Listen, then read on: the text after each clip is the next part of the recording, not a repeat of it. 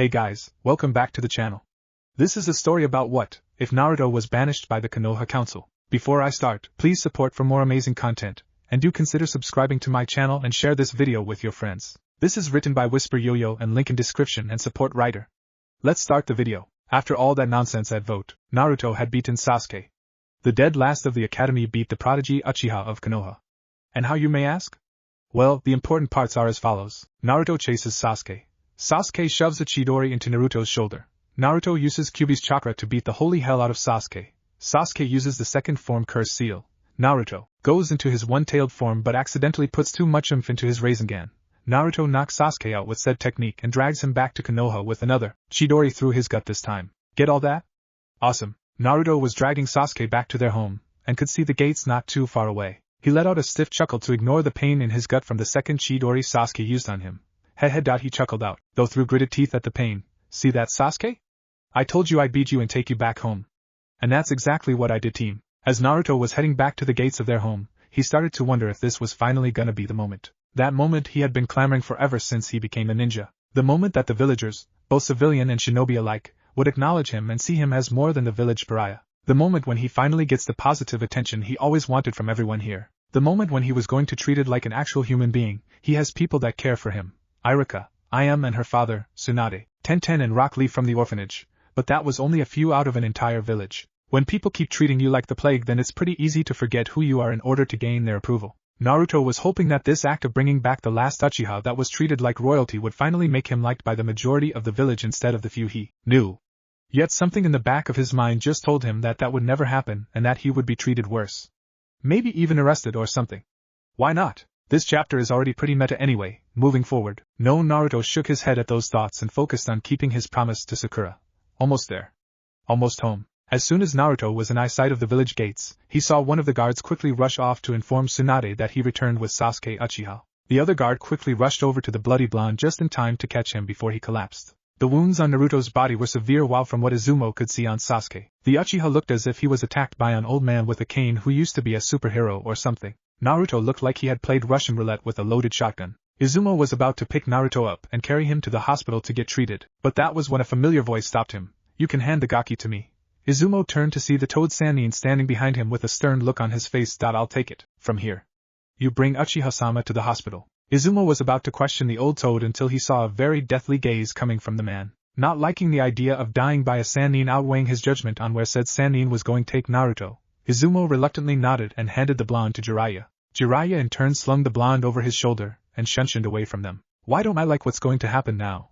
Izumo said to himself as he took Sasuke with him to the hospital. Hours later, council room. Just as Naruto had predicted, he was sitting in the middle of the council room, bloody and battered, and in the middle of a farce of a trial. In all honesty, it didn't really surprise Naruto that he was in this particular predicament. Of course they would only see him as an uncontrollable demon that hurt their precious Uchiha. They just forget the fact that he, betrayed the village by turning traitor and trying to join a missing nin from Konoha in Orochimaru. Yeah, they just gloss over all of that like it didn't really happen. Naruto Uzumaki. An old man with many bandages spoke up since Tsunade wanted no part of this. By the majority vote of the council, for harming a fellow shinobi of our great village, you are hereby banished from Konoha.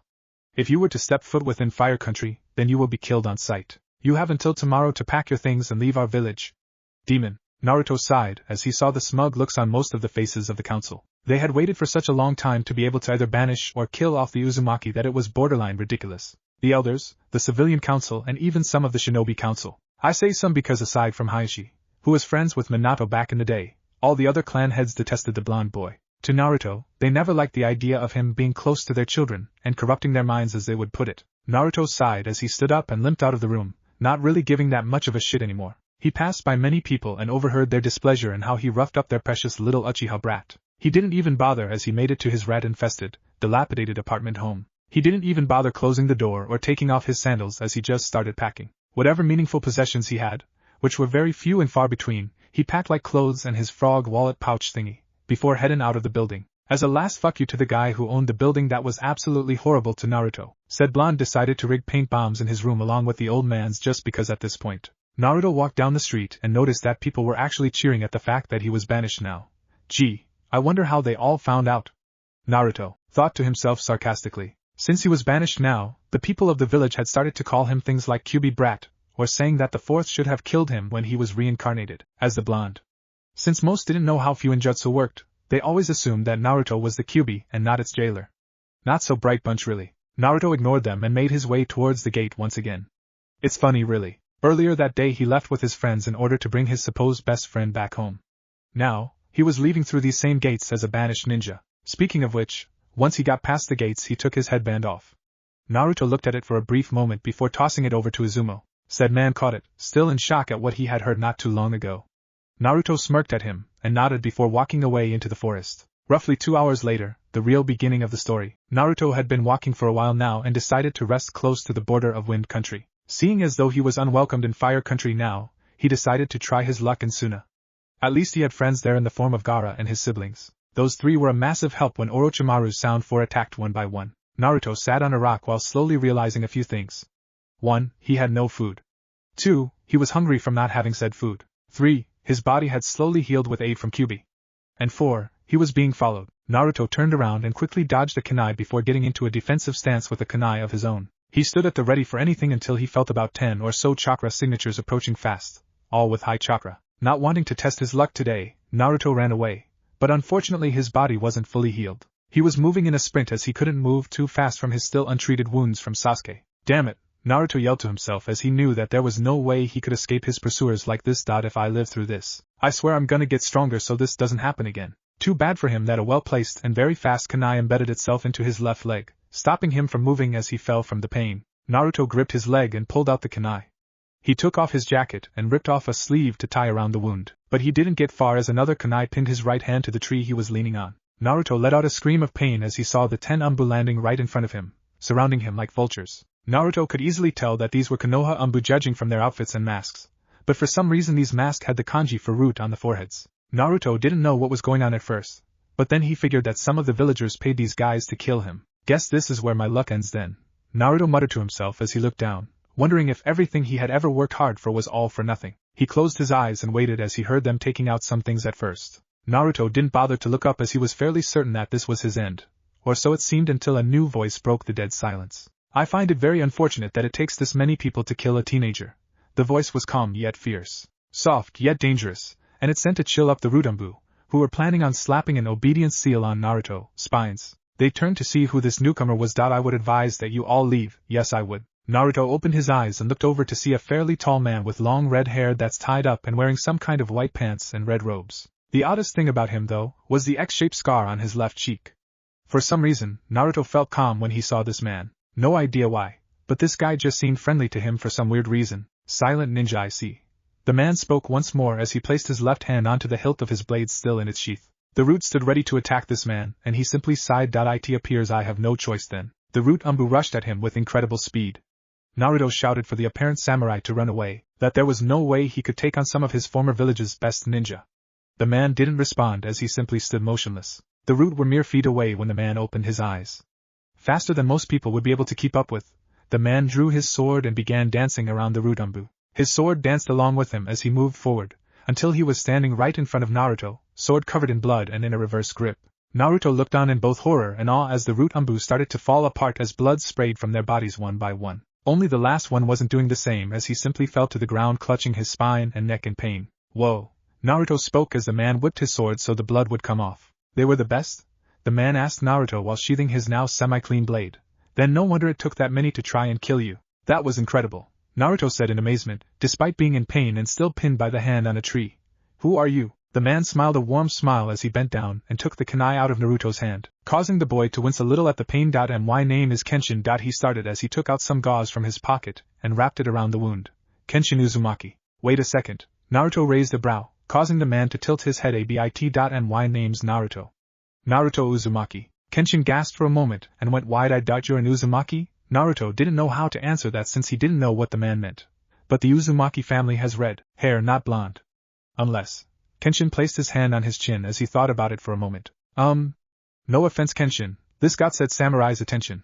But where did you even come from? Well, he started as he scratched the back of his head sheepishly and chuckled a bit, putting his previous thought away for now. Me and a friend were visiting a few places here in the east and were resting before we returned home. That was when I heard you scream and rushed over here. Who's your friend? Naruto asked as he himself was fixing up his leg with the gauze this time. That would be me. Inu, and deeper voice spoke out as he walked over to them. Naruto looked up at the tower of a man as he stood at possibly 6 feet, and maybe even a couple, or a lot, of inches. He was wearing a sleeveless blue jacket with a red shirt under it, and jeans.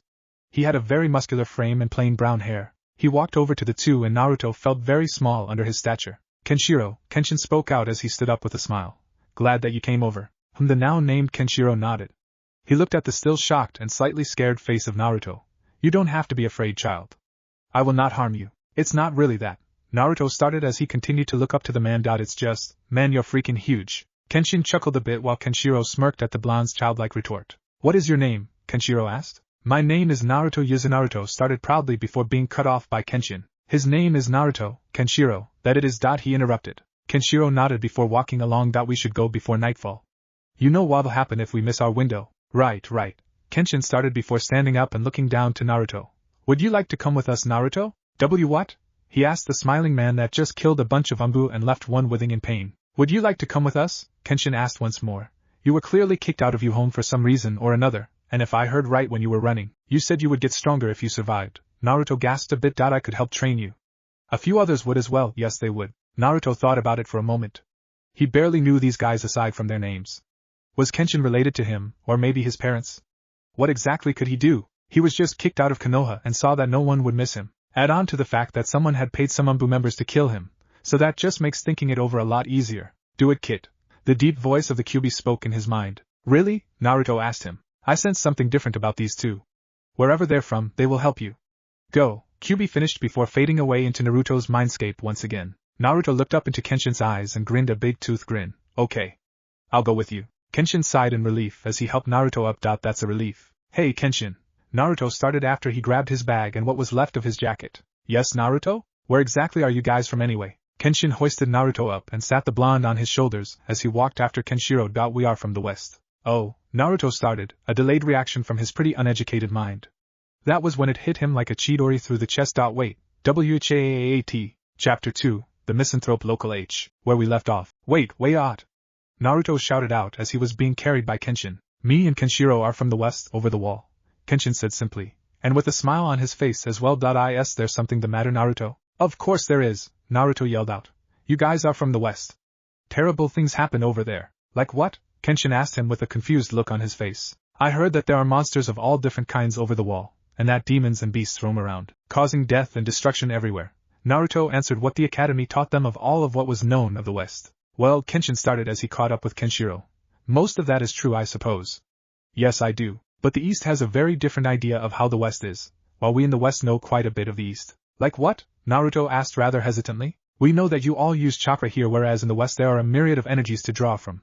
Kenshin started with another smile. There's Ki, demonic energy, heavenly energy, magic, the elements, gods of different kinds. The list goes on really. He looked over at Kenshiro. Even Kenshiro and myself use a different kind of energy. Really? Naruto started wide-eyed as he looked to Kenshiro. The man still walking forward. What energy do you use then? Kenshiro was silent for a moment before deciding to answer the curious blonde. Hokuto Shinken. What kind of energy is that? Naruto was very curious now since it would be a while before they reached the wall. It is a fighting style of extreme power and responsibility. He started. I am the 64th successor to it, and my skills are nearly unmatched. Naruto went a little wide-eyed at that information as they continued on. Wow. You guys must be really strong then. Kenshin smiled at him while Kenshiro simply nodded, his face still impassive. The rest of the walk wasn't really all too eventful. They made it through Wind Country with ease and speed Naruto had never seen before. They made it to the wall in less than an hour once they were in Wind Country, and Naruto was able to get a very good look at it. The wall was larger than most mountains here in the east. The wall was a faded-out gray color with multiple, small dents on it, and even one, large crack atop of it. Naruto shuddered at just what exactly could make a crack that big on a wall this large. But he didn't have enough time to wonder about that as Kenshin and Kenshiro, who told Naruto to call him Ken from now on, got into a running stance. Naruto was about to question, but he never got the chance as Kenshin told him to hold on tight. Naruto did as instructed and saw that the wall started to shimmer a bit. The blonde looked confused as to what he briefly saw. Here we go, Ken spoke up. Naruto kept his eye on the wall, and then saw something large and circular appear onto it. It was about the size of a door, big enough for quite a bit of people, and was pitch black. For a single second that felt like minutes to Naruto, the three were pulled in and the blonde saw many things as Kenshin and Ken sped past the opening. He saw skeletons in the shape of dragons within the wall large enough to fill an entire lake, and some even an entire village. He saw creatures of different sizes looking straight at him with golden eyes as they passed, and even people who looked transparent staring straight at him. One of those people was a tall, slender woman wearing a white dress and a straw hat. She was freakishly tall, and Naruto could have sworn he was hearing her saying something, "Papa," from the sound of it.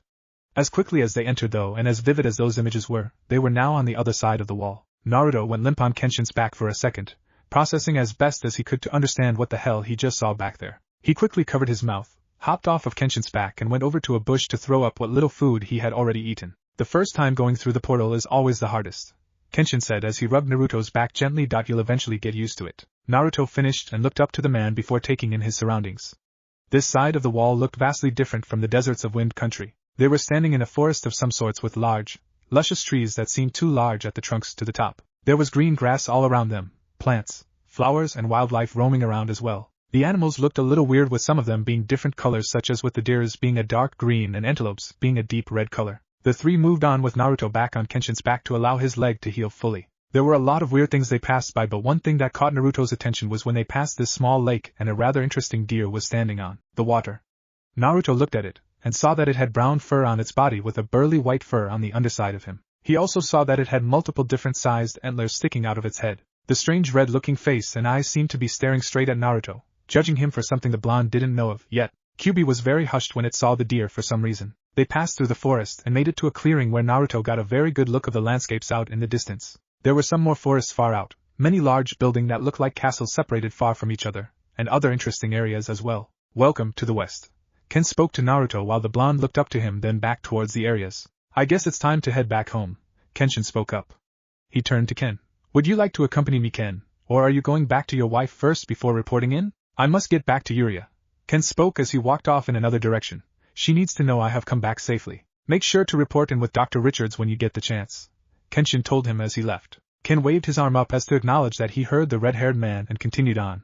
"Now then, Naruto?" "Yeah," Naruto answered him with a curious look to his eyes. "I will take you to my home for now, that I will," Kenshin said with a smile. "I have a feeling that they will enjoy your company." "Okay." Naruto nodded to him as he began to walk on. Naruto and Kenshin made small talk while the older of them continued walking on. Naruto learned a lot about Kenshin, like how he was considered one of the best swordsmen in the West. That he also was a very humble man nowadays, only resorting to violence when necessary. Naruto admired that, stating that he himself was never really like that all too much back in Konoha. Speaking of which, every time Kenshin heard Naruto speaking about that village and how they treated him, a small part of himself he had kept buried to a point wanted to march right back to that village and introduce them all to Batusai the manslayer. Of course he didn't mention that part of himself towards the blonde, thinking now was nowhere near a good time to do so, especially if Naruto was the one his family were looking for. Kenshin walked along until he came to a barrier of sorts. Naruto was caught off guard by this, as he had no idea what this was. The barrier was strange, as it seemed as if there was only more forest in front of them, yet when they were this close, Naruto could easily see the ripples in the air. Kenshin passes through the barrier, and once the both of them were past it, he let out a sigh of relief. Maybe he is the one from the prophecy, Kenshin thought to himself. Naruto looked around with wide eyes as he saw so many people walking around a bustling village. The buildings were varied in size and color. There was a fountain in the center of a square in the village, and there was a rather large seal on the front of a large building. Everyone within this village were going about their own business. Children running around playing, vendors selling their merchandise, families being together, loved ones spending time with one another, and many other things. What really had Naruto confused though was that even though everyone looked different from one another physically, there was one thing that was very distinct between them all: red hair. Everyone that Naruto saw within this village had red hair, all of different tones, shades and hues, but red nonetheless. Kenshin could tell that Naruto was looking around at everyone and smiled as he continued to walk on. As he did, Naruto noticed that a few people started to stop what they were doing and looking right at the blonde. Naruto felt very uncomfortable from the stares, as it reminded him of the glares he suffered through back in Konoha. Naruto tried to ignore the looks, but then saw that they weren't stares of malice or hatred. They were ones of shock and confusion. He had no idea why everyone was looking at him like this, or why all of a sudden the entire square had grown silent. He looked around and saw that everyone was looking at him wide-eyed and slack-jawed. "Why is everyone staring at me?" Naruto said, more to himself than to Kenshin. "Kenshin!" A female voice broke through the crowd as said man turned to see a woman walking towards him. She was a fairly tall woman with extremely long and wild red hair. She was wearing a purple outfit that was skin-tight, covered most of her body aside from her arms, black boots and gloves, and she had intense blue eyes that contrasted with her pearl-white skin. Naruto looked at her with awe while Kenshin bowed slightly to her. "Hello, Medusa," he said to her with a smile still on his face. "Who is this Kenshin?" Medusa asked without even hesitating. "This is someone I saved from being killed by his former village's ninja," Kenshin was still very calm about this all, while Naruto was nervous beyond all belief, especially when the woman's hair started to move a bit. And why did you decide to bring him to the west? Much less how was he able to get past the barrier? Medusa asked as her hair moved and grabbed Naruto, wrapping him up much to his horror. Because when I met him, Kenshin started with a still calm tone. He told me that his name was Naruto Uzumaki. His words had the intended effect on everyone that heard him. Medusa looked over to the scared blonde boy tied up in her hair and let him down slowly. Kenshin placed a hand on Naruto to help him keep his balance since the boy was still injured. Naruto looked to Medusa and saw her shocked expression, which he also saw everyone else have as well. What's going on? Naruto asked no one in particular. So it is true. Medusa started, getting the boy's attention. It seems the prophecy just might be fulfilled after all. What prophecy? Naruto asked her, still freaked out about her hair. Who are all of you? Medusa smiled down at him and knelt down to be at his eye level. We are the Uzumaki clan, Naruto gasped. And we are your family. Back in Konoha, just cuz. Danzo was on cloud 9 right now. He had dispatched his root Umbu to find and subdue the Kyuubi Jinchuriki not long ago, and waited patiently for his weapon to be returned to him. He didn't really care about the retrieval mission as long as something terrible happened that would cause the demon brat to be banished. Whether he would have failed or succeeded in bringing Sasuke Uchiha back didn't matter, as Naruto would have been banished regardless. Danzo snickered under his breath, as he knew his route wouldn't be long now. He was seated in his office in the underground root facility when he heard a noise. Master Danzo. One of the root Umbu appeared in front of him, kneeling. Ah, Danzo started, an overconfident smile to his face as he leaned back in his chair. A successful retrieval. Bring the boy to me so I may apply the obedience seal onto him. Actually, Master Danzo. The root spoke in an uneasy tone. This caught Danzo's attention immediately. They could not retrieve him. What? Danzo yelled out as he stood up. One of ours from the retrieval team is here. The root answered, though he is the only one left alive. It doesn't matter, Danzo shouted. Bring him here, now. The root Umbu nodded and left the room. Not long after, a pale young man limped into the room and knelt in front of his master. Danzo narrowed his eyes to his ninja and seethed at the thought that the team failed. Explain. Now. Danzo spat out with venom in his voice. Yes, Master Danzo. The pale teen started. We were on our way to intercept the Jinchuriki just as ordered. We ambushed and incapacitated him, but once we were about to capture him, a red-haired samurai came and interrupted us. A red-haired samurai? Danzo narrowed his eyes. Why should that be a problem? Because this man moved at such a high speed that it was impossible to react in time. The pale root said. He cut us all down except for me. He hit me in the knee with a reverse grip of his blade and left me there before taking the boy himself. Danzo was livid at this point. Hearing that a red-haired samurai single-handedly took down his top root Umbu was disturbing. Whoever this samurai was, Danzo knew he had to be eliminated.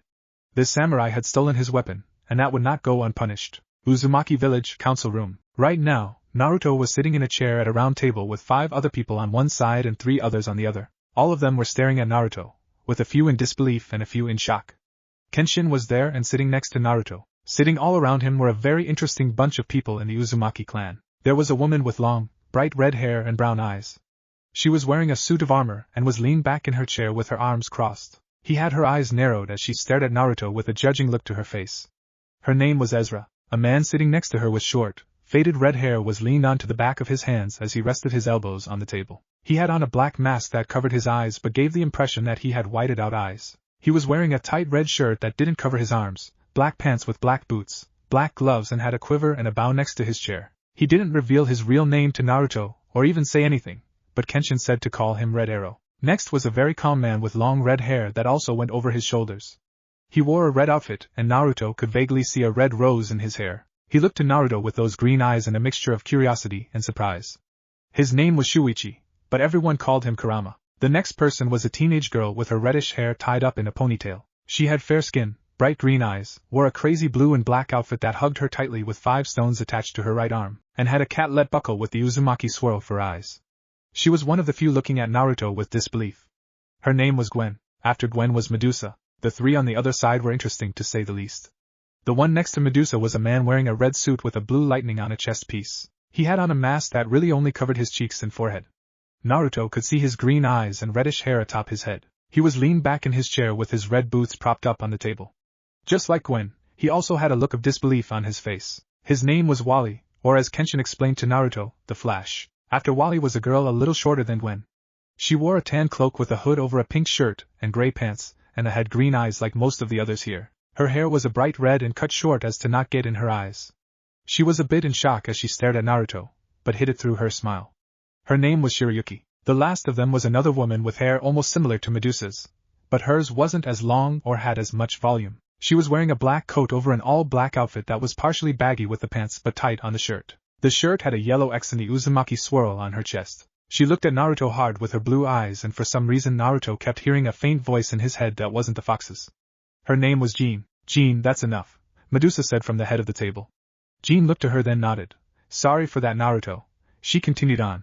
But Jean was just making sure. Making sure of what? Naruto asked her in confusion. That you were really an Uzumaki.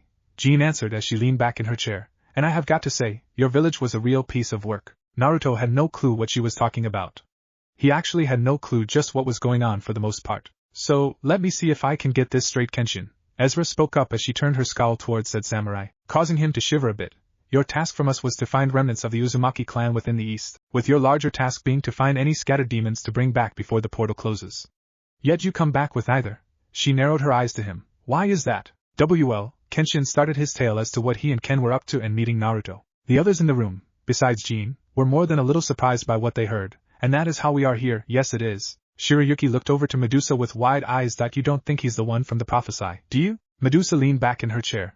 Naruto. Yes, he answered as he jolted to attention. Tell us about your life. She asked him. Do you know who your parents were? Naruto had a solemn look on his face and lowered his head. He shook it to her question. What about any other Uzumakis? Did you ever meet any? Again, Naruto shook his head. Have you ever been to Yuzushiogakure, Naruto? No, he answered her. I've never really been too far out of Fire Country, to be honest. Could you explain how your life has been up to this point then? Flash asked him. Sure, I guess.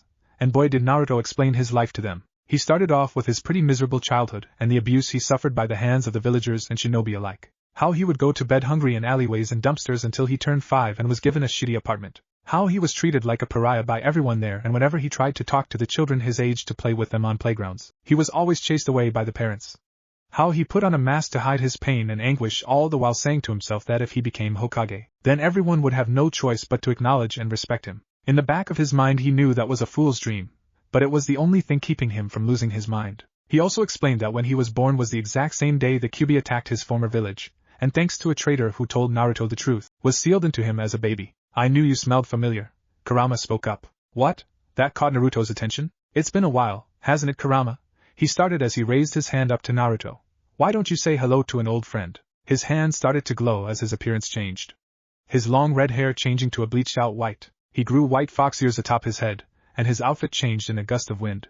He looked to the stunned Naruto as his now yellow eyes glowed, and so did his extended hand. Naruto felt faint as he slumped into his chair and passed out. A few seconds later he wakes up with those feral features adorning his face, and the red eyes as well. Ah, Kurama. Yoko Kurama started as he lowered his hand and smirked at the angered snarl on Naruto's face. It's been too long. So, where have you been for the past 200 years? The Kurama-possessed Naruto sighed as he answered, lumped together with a vessel one after the other. So you're the one that Kurama has always talked about, Gwen said as she scratched her chin. Interesting. So then, Kurama Medusa didn't get far. Akane. Excuse me? My name. Just call me Akane. Akane spoke. Very well then, Akane. Medusa started. What all do you know about Naruto and his parents? Who were they? Akane huffed before folding his arms. Only his mother was an Uzumaki. In fact, she was my last jailer. What was her name? Red Arrow demanded. Kushina. Akane answered, enticing gasps from everyone in the room. Is she? The words were hard to say for Medusa since she was a childhood friend of Kushina's back when they were kids. She's gone, Akane answered her. The occupants in the room were distraught to a degree, but her soul was used as a failsafe in case I manipulated Naruto into removing the seal, keeping me in his body. Same with his father, the room sighed in relief. It would take time, but they would be able to retrieve her soul and bring her back someday. After that revelation, Akane told them all what it had been doing for Naruto ever since his selfish father sealed it inside his own son. This act made the occupants' disdain for Konoha turn to rage. How could a father put a village over his own son? They would have to rid his soul from Naruto's body and be rid of him at some point. After a while Akane retreated back into the seal and Kurama changed back to his human self. Naruto had no clue what just happened, but figured it would be something he would have to talk to the fox about. Naruto. Medusa started, getting his attention. The prophecy that we're talking about involves an Uzumaki bringing true order back to the world. True order? Naruto asked her. When the Sage of Six Paths made the walls separating east from west, he did it in order for the power of the west to crumble from within while the east would flourish. Kurama answered. Apparently, the sage feared the power the west possessed. Flash continued on. I mean, if we were to really become organized and declare war on the east, it would only be a 2-day war at most. The sage found our power here to be untamable, and therefore dangerous. Ezra. Why though? Naruto asked them. You've seen firsthand just what a very few can do, Naruto. Medusa spoke. Kenshin with his blade, Jean with her telepathy, and Kurama with his demonic energy. Do you really believe that that is all the power within the West? Naruto shook his head at this. So what exactly does this prophecy say specifically anyway? That an Uzumaki with a hair of gold and eyes of sapphire shall overthrow the corrupt and evil in the world, and bring about true, everlasting peace and order for all. Shirayuki answered him. That Uzumaki is you, Naruto, Kenshin told the blonde. Naruto looked around the room and saw the looks everyone had. They were all filled with hope and excitement for just what he would eventually do. Naruto smirked and looked to Medusa. So, when do I start doing that? There are trials you'll have to go through. She answered him. It'll take years of training you to be ready for those trials, but once you have completed them, you'll be ready for the next step. Naruto nodded to her, now having a new purpose in his life. He would fulfill the prophecy and bring order to the world no matter what the cost. Konoha again. Right now, the remaining Konoha 12 were sitting in the Akamichi restaurant in various states right now. Aside from Sasuke, who was being heavily monitored, and Kiba, who was out celebrating with his family, the gang was all there. It had been a week and a half since Naruto was banished, and they all felt the impact that had on them all. For Sakura, she had lost her teammate and friend.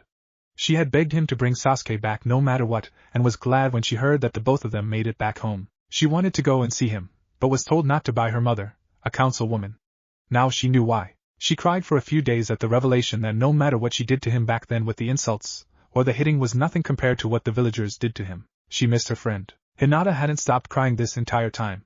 She never had the chance to tell Naruto her true feelings to him, and that tore her apart inside. She couldn't sleep, couldn't eat, couldn't train. It took Niji over an hour to convince her to at least come out of her room to meet up with the others.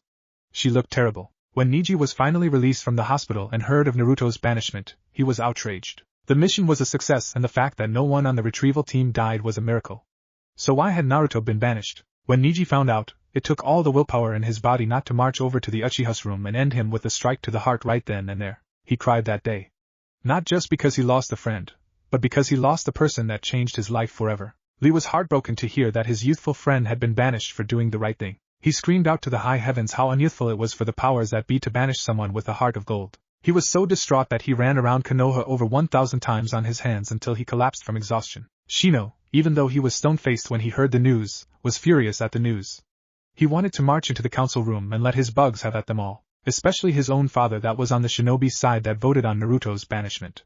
How his own father could do something like this. Ino, like Sakura and Hinata, cried at hearing the news. She may not have known Naruto all that well, but she knew how much of a good person he was. She vowed that she would follow his example to never give up. Shikamaru and Choji felt awful after the mission, but that paled in comparison to how they felt upon hearing of Naruto's banishment. Once word got out to them, Choji refused to believe that this could be real. That it was all some elaborate prank by Naruto, but Shikamaru knew differently. He always had this sinking feeling as to why the villagers hated the blonde, but never had it crossed his mind that it would be something like this, that the hatred would be so great as to banish a loyal shinobi that accomplished his mission over a traitor that abandoned them for his own selfish means. It made sense now that they all knew that he had the QB sealed inside of him, but it still hurt like hell to lose his friend. Tenten may not have known Naruto all too well, but she respected his grit and determination. She also respected the fact that he had such a heavy impact on her teammates as well. Her only regret was never talking to him herself. They all sat and talked as they reminisced over their friend, unaware that they were being watched over. Unknown location. Since most of them were from a clan and those clans were on the council, said clan heads were watching over their children to see if they had given up on the demon. The original Ino Shikacho, Shibi Aburame, civilian councilwoman Mabuki Haruno and even Danzo watched the group through Hiruzen's old crystal ball. They all wanted to know if the group had reacted like Seikiba, who was celebrating. They were all sorely disappointed to find out that the group of children still held the demon brat in such high regards, even with the knowledge that he was the QB. I don't believe this. Mabuki nearly shouted as she heard her daughter actually joke about the time her and Naruto had to catch Tora the cat. How can they not see the truth behind that demon brat? It is a shame they do not see the logic in what we have done for them. Shibi spoke in his usual tone. It seems that we will need to re-educate them, wouldn't you all agree? Danzo spoke up as they all continued to watch and listen to the group speak of Naruto in high regards. Hokage office. Back at the Hokage's office, Tsunade was an emotional wreck. Even after a week and a half she still felt terrible about what she couldn't stop to the boy she considered like a younger brother. She sat at her desk, head in her hands, tears still streaming down her face, and not even caring that her Umbu were present to witness this from their leader, Naruto. She whispered in a hoarse voice, signs of constant sobbing. I'm so sorry. I'm so sorry. She had tried to have the decision to banish Naruto overturned many times since it happened, but always had the same result. Both councils, with the exception of Hayashi, would outvote her no matter how hard she tried. Her grieving was interrupted by the familiar voice she hadn't heard from in almost a month. I see you're still upset. Tsunade looked up in time to see Jiraiya leaning on the window frame with a smirk on his face. Jiraiya? I'm here. He spoke up as he went over to her. I'm sorry about what happened, but I swear to you, I'm using my spy network to comb the elemental nations for him. He saw the hopeful look in her eyes and smirked deviously in his mind. Just one more push, and she would be putty in his hands. I will find him, Tsunade, and I will make sure he is safe. That is my vow to you. That was the final push. Tsunade sobbed as she threw herself at her closest and oldest friend.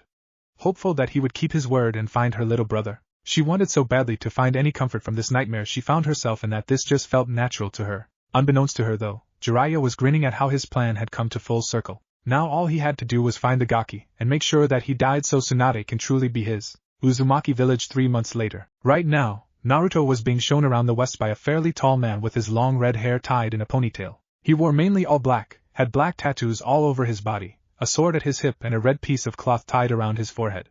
He told Naruto to call him Renji. Naruto had changed up his outfit in those 3 months. He still wore orange, but he also had red, black and even a hint of blue on him. He wore a tight black shirt that hugged his body closely without restricting his movements, an orange, cargo-style pair of shorts with red lining down the sides and pouches for his equipment, black sandals with a blue trim along the toes and heels, a dark crimson jacket, and lastly, a red headband with a black Uzumaki seal on it. The headband had no metal plate like all ninja villages in the east had and instead opted for the color scheme and seal. Renji was tasked by Medusa to show Naruto around as well as being his Kenjutsu teacher. Aside from Kenshin and Urza, Renji was one of the best in the way of the sword, but for now, he was tasked with teaching the basics. Naruto was very intrigued by just who would be teaching him what. Renji was teaching him the basics, then Kenshin would follow up with the advanced steps later on once Naruto was ready. After that, he would be taught by Urza herself. He would be learning of medicine and healing techniques with Shiryuki. The girl may not look it, but she was one of the best healers in all of the West. Naruto was learning a lot from her little by little and was getting better at healing himself after training with his 2 taijutsu teachers. Speaking of that, Naruto was also tasked with learning better hand-to-hand combat. The teachers assigned to him for that were 2 women named Kate and Barbara. Kate was another fairly tall woman with long red hair that she kept tied up. She wore a black bodysuit with red gloves that went to her elbows and red boots that went to her knees. She had this I don't give a shit what you say attitude about herself, but she was kind at times. She was one of the village's best hand-to-hand fighters. Barbara wasn't as tall as Kate, but she was just as skilled. She wore, for the most part, a purple suit with yellow gloves and yellow boots. She was a lot more forgiving than Kate was, but still strict when she needed to be. The 2 would run Naruto ragged with drills and intense physical practices. After that was learning how to control his demonic energy from Kurama and Yoko Kurama, the former showing him how to regulate it in small dosage for an edge to his fights, while the latter taught him how to embrace the power. Akane was fine with this method, especially since Yoko Kurama was trustworthy to no fault. Naruto and Akane had been on better terms now thanks to the training, and Naruto was even able to achieve the same one-tailed form he used in his battle with Sasuke. Only this time he could actually control it, and even expand it to 2 tails. Another teacher of his was Gwen in the mystic arts. She was the best in the village, but knew that there were others out in the west better than her. She taught him of the natural chi in everyone and the energy all beings possess within themselves. Naruto didn't really understand this all too much, but was slowly picking up on it day by day. Aside from that, Naruto had gotten along rather nicely with the rest of the Uzumaki family. They were loud, prideful, honest, and had many strange quirks to them, but they were also loyal and trustworthy. Right now, Renji was taking Naruto to one of the major cities in the west. Yes. Cities. Thanks to Medusa teaching Naruto on the cities, landmarks, villages and dangerous areas, the blonde leaned much on the west. The city the 2 Uzumakis were headed to was the Citadel, the most powerful of the 3 cities. The Citadel is a military city with strict rules, harsh punishments and hardened warriors. Naruto learned that the city was also where missions were most fruitful to receive and paid the most. It was one of the reasons why the Uzumaki village had more wealth than normal villages despite the high mortality rate of said missions. Fortunately for the blonde Uzumaki, they weren't going there for a mission. As they walked along the forest, Naruto was making small talk with Renji. And after that, they threw me out of the hospital. Naruto finished the story on the many times he was thrown out of the hospital in Konoha. Damn. Renji sighed as he crossed his arms. You'd think after the first several times that spineless leader of yours would have done something. It was real difficult to irk Renji, or any of the Uzumakis for that matter, but every time any of them hear of what one of their own went through, it made their blood boil. I never got it back then. Naruto spoke as he had his hands behind his head. Got what exactly? How I thought Konoha was a good place for me. Renji grinned at hearing that and ruffled up Naruto's hair. That's because you were a knucklehead. Naruto tried and failed to stop the much taller of the 2 from playfully messing with his hair. Though they both stopped when Renji noticed that the grassy forest path had turned into a concrete one. Naruto noticed the serious look in Rinji's eyes and turned to only stare in awe at the massive structure in front of them. The citadel was definitely a military city. Large towers loomed overhead, casting shadows all across the various grade building rooftops and antennas. The towers in question were large, larger than the Hokage Mountain and towering over the city. There were 4 large towers, each varying in size, and they all had golden windows to each of them. The citadel was also protected with a massive wall made out of some type of metal Naruto had never seen before. The gate was one wall covered in some kind of markings and made out of a different type of steel altogether. Naruto just stared at the intimidating sight before him. Hearing about the citadel, and seeing it in person were 2 very different beasts altogether, as the stories did this place no justice. Hey Naruto, Rinji spoke up, bonking the blonde on the head to get his attention. Stop gawking and let's go. We have a mission to get to. Alright. Naruto stuttered out a little bit as he followed Rinji towards the gate where there was a checkpoint. As they approached the rather empty-looking checkpoint, Rinji stopped abruptly, and raised his arms into the air. Naruto had no idea what he was doing, but one look from Rinji told the Jinchuriki to do the same as him right now. It was very fortunate for him as he didn't even notice a red dot on his or Rinji's chest. After a few seconds, 3 men came out of the shadows, literally. Naruto was shocked at first and calmed down, until he actually got a very good look at the men. They were definitely not ninja. The men wore these strange outfits that, aside from one in the middle of them, all matched. They wore all black suits that left no visible skin on them, these strange, tactical-like vests with an assortment of items on them for easy reach, black gloves and combat boots, and the most nerve-wracking piece of clothing were these black masks. That doesn't sound too creepy though, right? Well, these masks had some sort of white face-like design on it, almost like a ghost of forts. Naruto also had zero clue just what the hell they were carrying. They looked like some kind of machine of sorts with long barrels and scopes on the tops of them. The 2 to the side had these machines pointed at Rinji and Naruto, while the one in the middle lowered his weapon, which was where the red dot came from, and stood in front of them. This one had the same outfit on as the other 2, but his mask had a red ghost face to it. Identification. He spoke in an authoritative tone, spooking Naruto a bit. Rinji didn't even flinch as he steadily reached into his robes and pulled out a small booklet.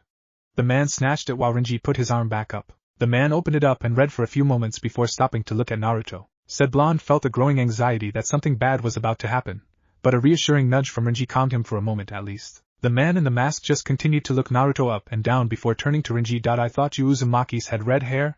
He spoke in a calm tone. We do. Rinji started in a stern tone.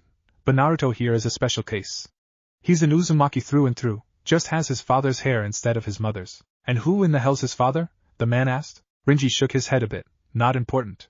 His mother on the other hand is. And she was who exactly? Kushina Uzumaki. Rinji spoke up as he saw the man and the other 2 visibly gasp before looking to the blonde. Rinji lowered his arms as did a nervous Naruto did before speaking again. You'll find that shepherd is waiting for us, so can we proceed? The man looked to Rinji before motioning for his men to lower their machines.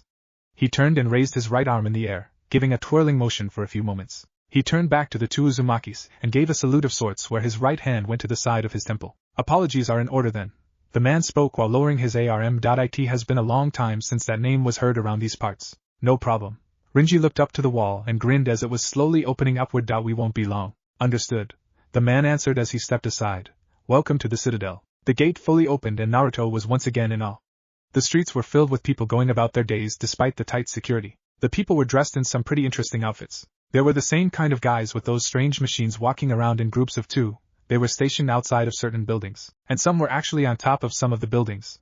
Some of them wore armor of some kind that covered their entire bodies, some had on green camouflage-based outfits. It was strange to say the least for the blonde, but he decided to leave his questions for later. He followed Rinji through the bustling city and noticed that the people looked genuinely happy and calm despite the numerous guys with those machines of different types, patrolling everywhere.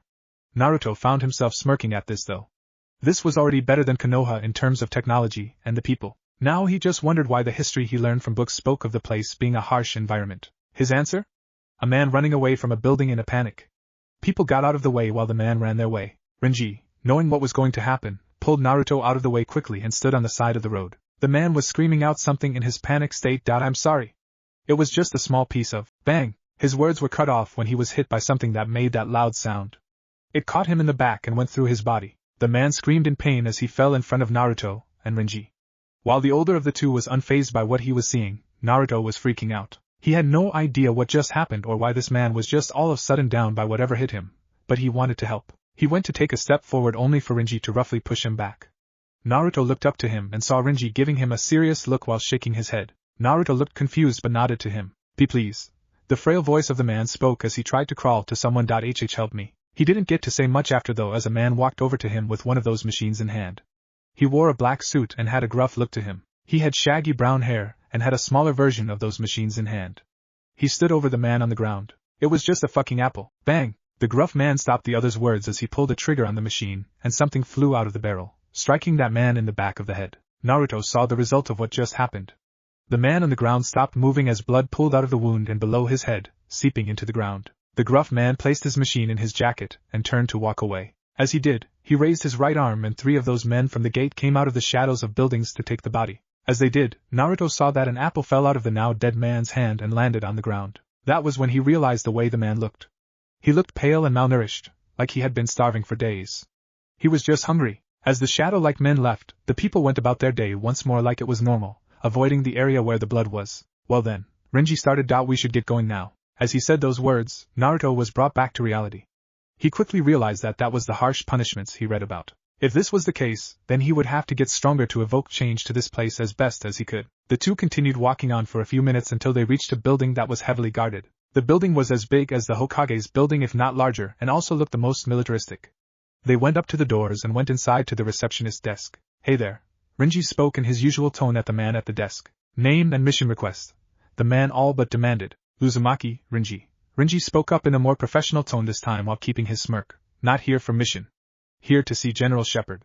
He's expecting me. The man at the desk looked over to Naruto. And the kid? Before Renji could speak, Naruto beat him to it. Uzumaki, Naruto. And Uzumaki? The man raised an eyebrow. Nice try, kid. All Uzumaki have red hair. Nothing else aside from variations of red. Now get OU. Before the receptionist could kick signal for someone to kick them out, another man stepped up and spoke. Renji Uzumaki. It's good to see you're not dead, son. All 3 turned to the voice. The receptionist stood at attention and saluted while Renji smirked and nodded to him. This man must be the shepherd that they were looking for. He was a fairly tall man with a regular build. He wore an all-camouflaged outfit of pants, a sweater and sand-colored boots along with a black beret on his head. He had gray facial hair along with gray hair and had 2 men behind him. Shepard extended his hand to Renji. How was your last mission? Renji extended his own arm and shook his hand. Rewarding, sir. It's good to see you doing well. Shepard let go and nodded. He then looked to Naruto and raised a gray eyebrow. Is this him? Yes, sir. He is. Renji answered as he turned to Naruto. Naruto Uzumaki, this is General Shepard, leader of the military of the Citadel, and a personal friend to the Uzumaki clan. Naruto nodded and extended his own hand as Shepard did the same. Nice to meet you. Shepard shook his hand at him. Strong grip, but not as strong for what comes next. Shepard saw the look of confusion on the blonde's face and smirked. It's good to see you. Renji has told me a lot about you. I'm interested in seeing how this turns out. How what turns out? Naruto asked as he let go of Shepard's hand. Your weapons training, of course. Shepard answered him. All Naruto could really do at that point was one thing. Huh? Mountains 2.5 years later. 2 years. 2 long and rigorous years of firearms training from the soldiers in the Citadel. 2 of the hardest years in Naruto's life when it came to training. He had to learn an entirely different method of fighting altogether without the use of chakra or any other energy at his disposal at the time. General Shepard was a taxing man, fair but taxing. One of the first things Naruto was told to do was to get from one of the alpha bases within the Citadel to the Delta base out in the woods. Simple, right? Wrong. The Delta base was over 200 miles away to the north. Not too bad for a ninja, thought, right? You'd be wrong again. Naruto was ordered not to use chakra to quicken his time. This also meant that Akane had to refrain from healing him. He was also given the bare minimum of supplies for his trek. A combat knife, medicinal supplies in a pack, and a pistol with only 1 clip of ammunition to it. He would have to hunt his own food to survive and was only given the general direction of where Delta Base was. To make matters even more challenging, Shepard gave him a time limit of 1 month to reach the base. Even worse, if Naruto hadn't shown within the first week, then he would hunted by the ghost unit. At first, Naruto had no clue what he meant by ghost unit, that is until the first week was up and he was shot at for the first time. The situation was eye-opening as Naruto figured out why Shepard ordered him to do this within his first month being in the Citadel. Survival and stealth. It took Naruto until the last day to get to the Delta base where Shepard was waiting for him. The old man saw the shape the teen was in and was glad to know that he was alright for the most part. A few shots to his side, shoulders and legs from the ghost unit who were ordered to use live ammunition but not go for kill shots. Not that Naruto knew that. The boy also had a few claw marks on him from the animals within the forest. A long slash along his right shoulder down to his lower back, and 3 marks along the left side of his face down to his neck. Shepard was impressed and decided that it was time to start the real training. Naruto learned how to use all manner of firearms from Shepard and his men. He also learned more about the Citadel and its governing bodies. Shepard was the general of the military forces within the Citadel, while there were other private companies with their own armies. Among them was Irons, leader of the Atlas Corporation.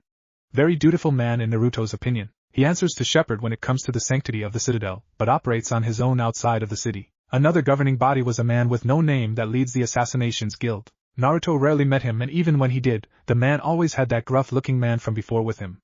Naruto learned that man's name was John Wick. As his time within the Citadel came to a close, Naruto had become a tactical wizard, able to lead assault teams, stealth units, recon missions, snatch and grabs, assassinations and even demolition missions with a unit of men without suffering any casualties. He impressed many people there and gained many brothers and sisters in arms while at the Citadel. Logan Walker, the man he first met with Renji all that time ago, became a good friend of his. Now, Naruto was traversing through the mountains in search of a new teacher. He had learned about leading a team in warfare. Now it was time for the opposite end of the spectrum.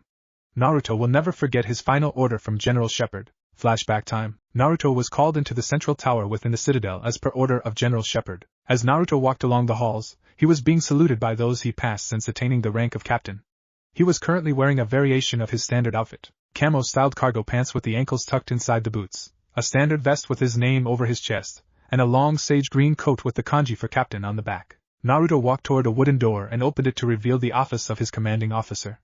The room was a standard size for a general. A desk near the far wall with a chair behind it, a balcony overlooking the city, screens on one of the walls monitoring a few areas of interest within the city, those kinds of things.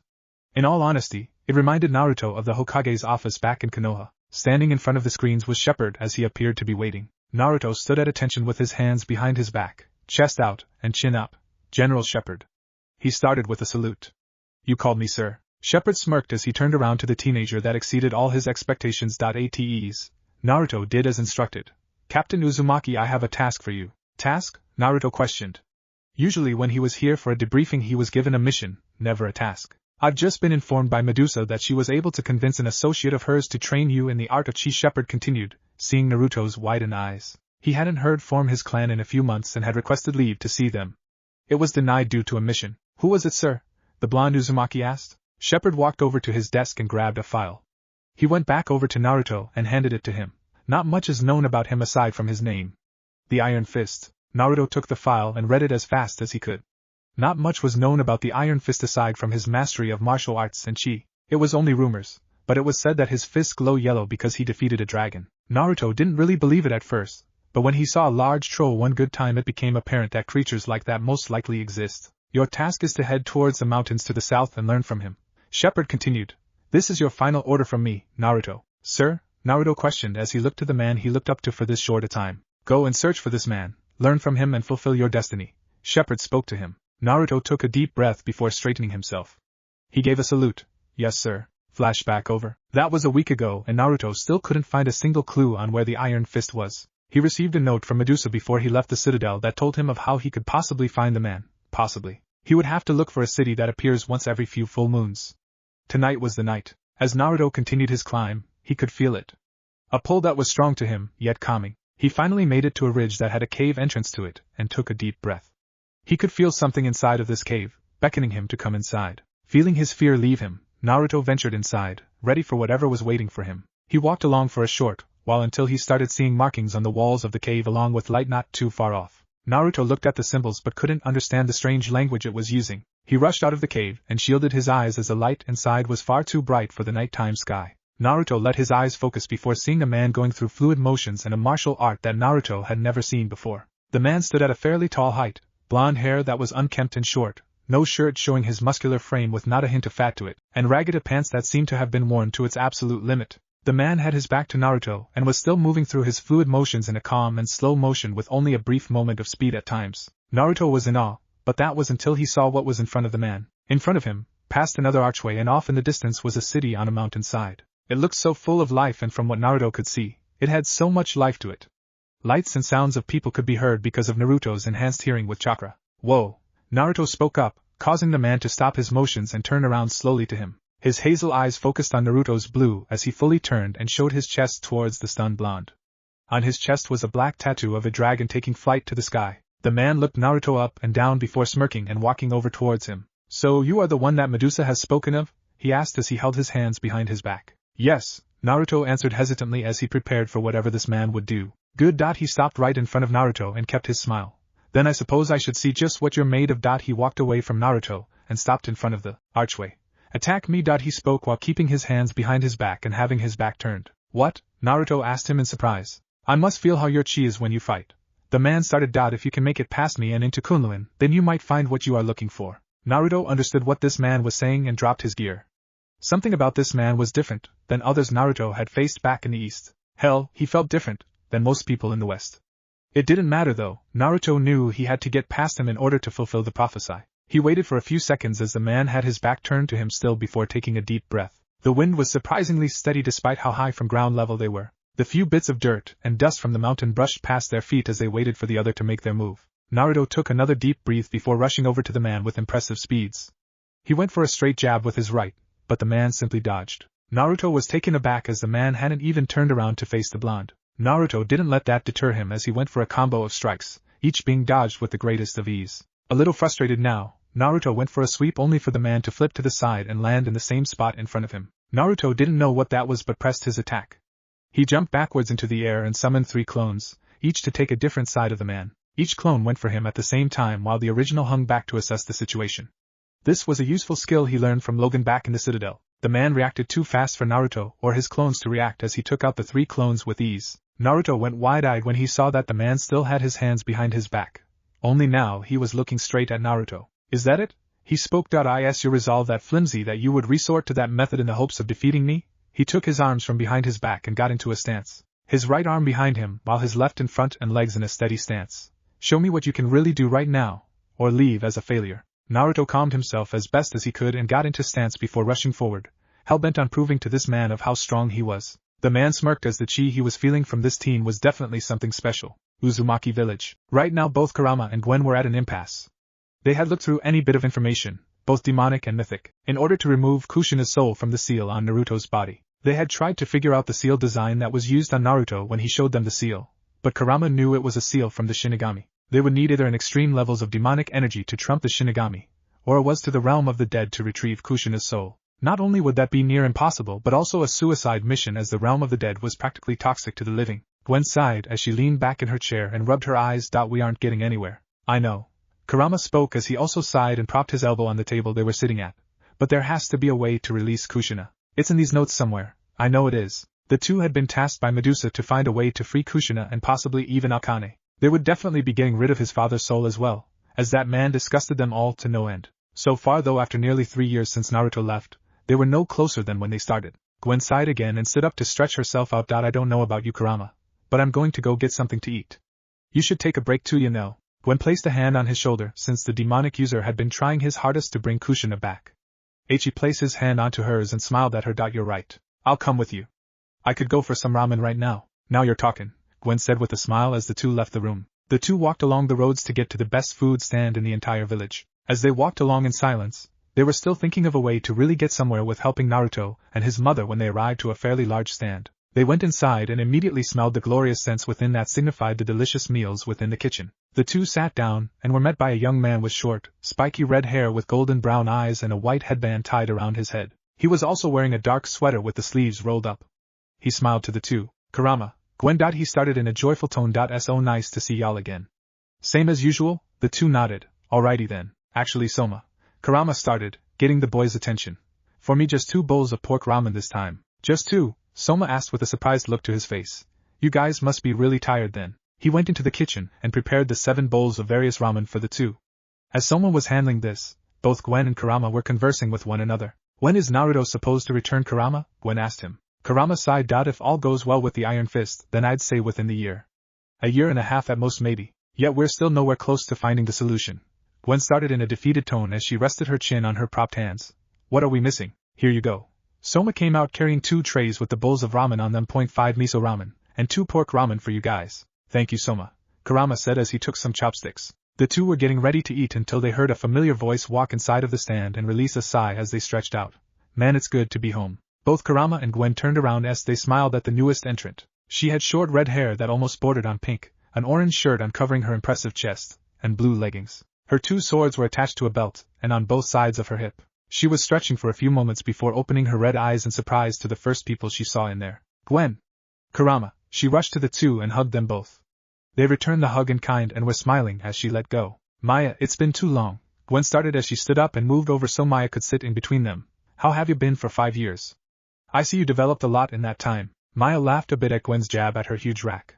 Well, if you must know, sis, I've been traveling all over to find some of the most powerful artifacts in the West. A modern-day Tomb Raider, I see. Kurama joked. Maya looked at him and pouted a bit before continuing. Not my fault that I like powerful objects from the past.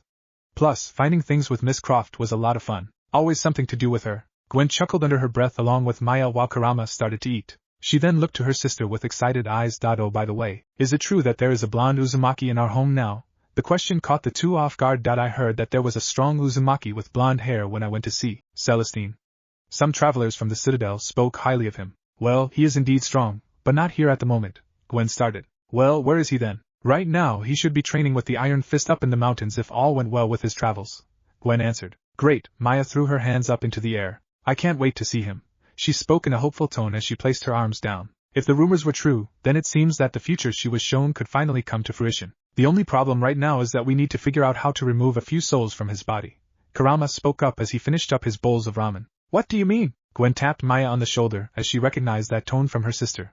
Right now, Naruto has 3 souls residing inside of a seal on his body. One belongs to the Kyuubi no Yoko, or Akane since that's his real name. Who are the other 2? Maya asked. His mother and father, Gwen answered her. Now his father we don't care about since he was the one who sealed Akane into his own son, damning him to a life of suffering in his old village. It's his mother that we're trying to free the hardest though. Why? Who's his mom? Kushina Uzumaki. That was all Gwen had to say as Maya went wide-eyed. Everyone knew of Kushina, even the young ones of the village. If she was somehow sealed within the boy she was destined to be with, then Maya knew what she had to do. I take it you guys are having trouble? She asked. Gwen and Kurama started to explain everything that they had been trying since Naruto left almost 3 years ago, especially since their souls reside in a seal created by the Shinigami himself. Maya took a thinking pose before snapping her fingers. What if I told you both that I know of a man who could help us? This caused the two to perk up at the question. That depends. Who is it? Kurama asked her. Maya smiled a knowing smile as she answered the two. His name is Strange. Dr. Stephen Strange. Back with Naruto. 5 hours later and Naruto was completely spent. He had tried everything he knew to defeat the man in front of him with no success at all. Everything he could do, the man had an answer for. Every attack he could think of was countered or easily deflected. The man had relaxed his stance as Naruto was once again down on the ground, struggling to stand up once more. The man stared in surprise at how well the boy could take a beating and keep getting back up. It was a trait not many people had to start off with, but this boy had it in spades. The man walked over to him and stood in front of Naruto as he tried and failed to stand. Stay down, kid. He spoke.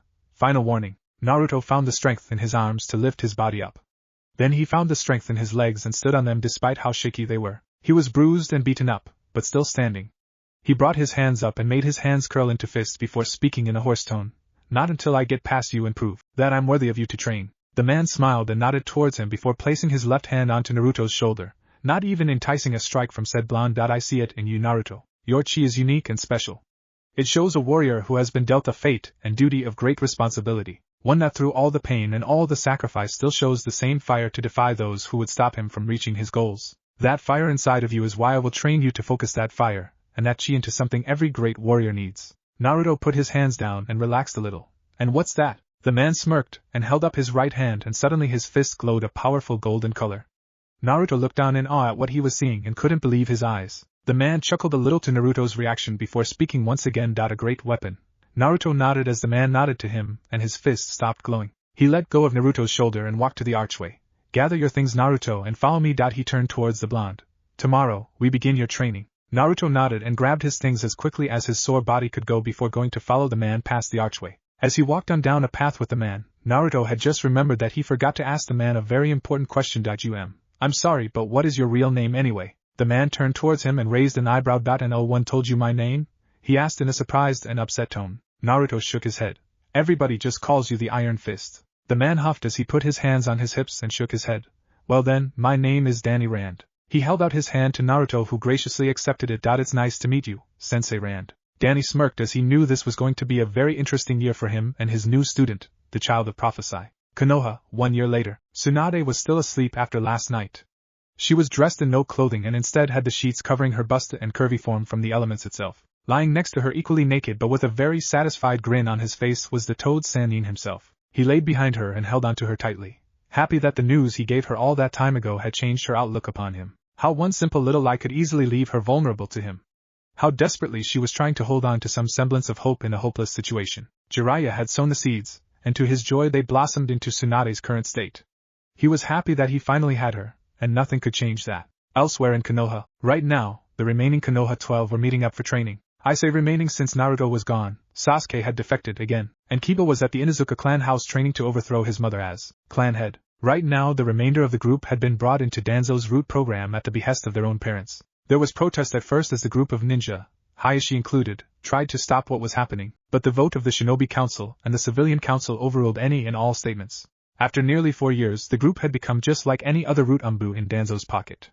Loyal, emotionless, no free will, and under his control. They were called the Konoha Death Squad by some of the ninja within the village, and a majority of people outside of the village. They made a name for themselves when they were tasked with taking out a caravan of missing nin and bandits that just so happened to be lured into Fire Country for a big job. Out of a group of over 100, there was only one survivor to tell the tale, and he was hunted down like a dog only 2 days after. They did missions outside the jurisdiction of Konoha such as destabilizing governments, assassinations of political figures, torture of prisoners for information outside of their village, even kidnapping children from other villages for Danzo's root program. If they weren't under Danzo's control, the 9 would have been appalled by their own actions. The parents to the ones that were on the council, aside from Hayashi, were proud of their children and wanted them to continue doing Konoha proud in the future. The Konoha Death Squad were training relentlessly in the underground training facility Danzo's root used. The group were facing off against old and new root umbu in a 9-on-50 match where everything except killing was allowed. Couldn't use an army if a vast majority of them were dead now could the old warhawk. In only around an hour, the 9 stood tall over the masked group in a circle. They all had soulless eyes and were wearing all black, one-piece bodysuits as they looked around to see only one person standing, albeit on shaky legs out of fear. This was a kid they had recently abducted from a small village in Sea Country.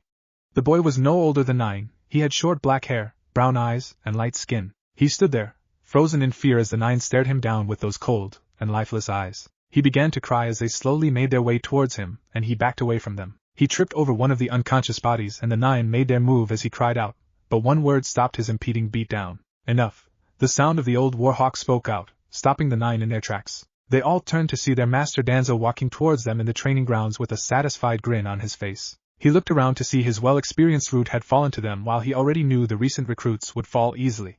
He smirked as he stood in front of them. Lord Danzo. Shikamaru started with a bow as the rest followed suit. Rise. He spoke to them, his smirk still on his face. They did as instructed and stood up at attention.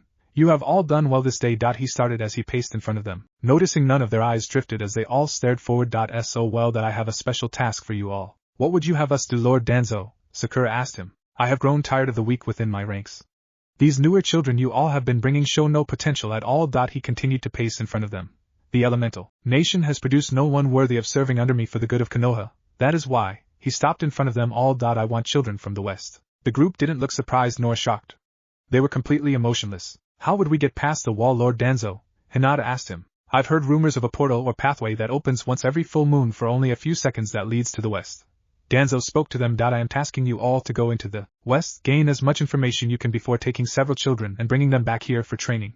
Danzo smirked. I expect you all to return within a month's time. Do not fail me. Understood. They all answered in unison before leaving in single file. Danzo grinned as he knew that the West had power that no one knew of or understood, and if what Sai told him about the red-haired samurai was true, then there was power waiting to be conquered in the West.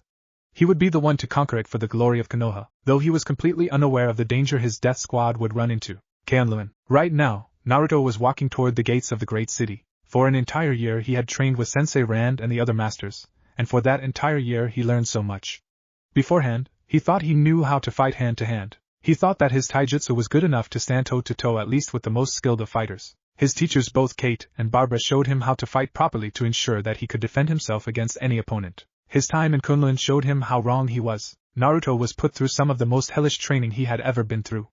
Every morning for an entire year started and ended with training. For the first 9 months Naruto was taught by Danny and some of the other masters of Kunlun all to prepare him for the task at hand. Facing Shoulao the Undying to attain the Iron Fist. Danny didn't lie to Naruto. He said that only because of his training as a ninja by his family, the ones back in the East and General Shepherd, did he learn so fast. That and shadow clones were a hell of a great thing.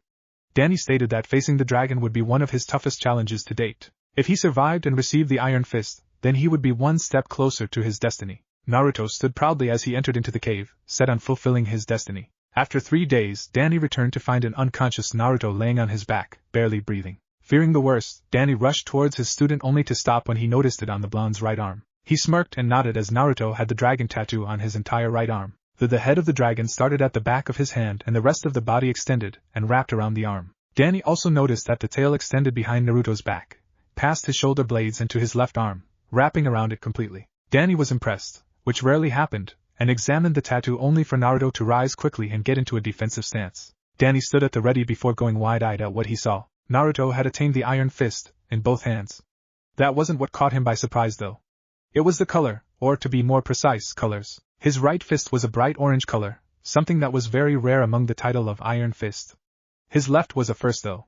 It was completely blue, like his eyes. Danny and the masters had never seen anything like this before. 2 fists of different color, one being blue. It would be very interesting to see how well the boy does now that he is closer to his goal. For the last 3 months of Naruto's stay in Kunlun, he was exclusively trained by Danny in the ways of the Iron Fist. The two found out that combining both fists created a devastating array of attacks, all used to defeat their enemy. Danny noticed that Naruto's chi, much like his chakra reserves, were near limitless now, meaning he could use the fists as often as he wanted to. The only downside was that the blue fist drained on his chi faster than the orange one, meaning he was told to use it sparingly. Naruto was now preparing to leave Kunlun and finally head back to his family. From what the message from Medusa and Kurama stated, they finally figured out how to remove both Akane and Kushina from the seal. Danny knew that his pupil's time here was at its end and told Naruto to go and achieve the peace he was prophesied to bring for the world. Naruto stood at the archway in an orange robes with black and golden lining intricately placed along it, and black pants with an image, or a white dragon along the left side. He had on a red headband tied around his forehead and spiky, shoulder-length hair, and a bag with all his items in it slung around his shoulder. Naruto turned back to see his sensei standing there with a knowing and proud smirk on his face. When you arrived here you were soft, young, inexperienced, and unsure. Danny started as Naruto bowed to him. But now you are a warrior. You have grown, shown wisdom beyond your years and know what your purpose is. Naruto rose up and looked to his sensei with strength in his eyes. You are Naruto Uzumaki, the child of prophecy, the one to bring everlasting peace to the world. And most of all, you are the Iron Fist. Danny bowed slightly to Naruto. Now, go out there and change the world. Yes, sensei. Naruto spoke with a smile before turning away and leaving, set on returning home and setting Akane along with his mother free. 3 days later, Forest. Naruto had been on his journey 3 days now. At first he wanted to get back as quickly as possible, but that all changed when he remembered one of the master's teachings. Those who rush into battle are those who will be the first to perish. Those who are calm and steady are the ones being rushed upon. Naruto took it slow for whenever he might need his strength. Such as now. Yes, an eerie yet oddly strange-sounding voice spoke out from the forest. Naruto turned and readied himself for a fight only to see a man walking along the forest towards him.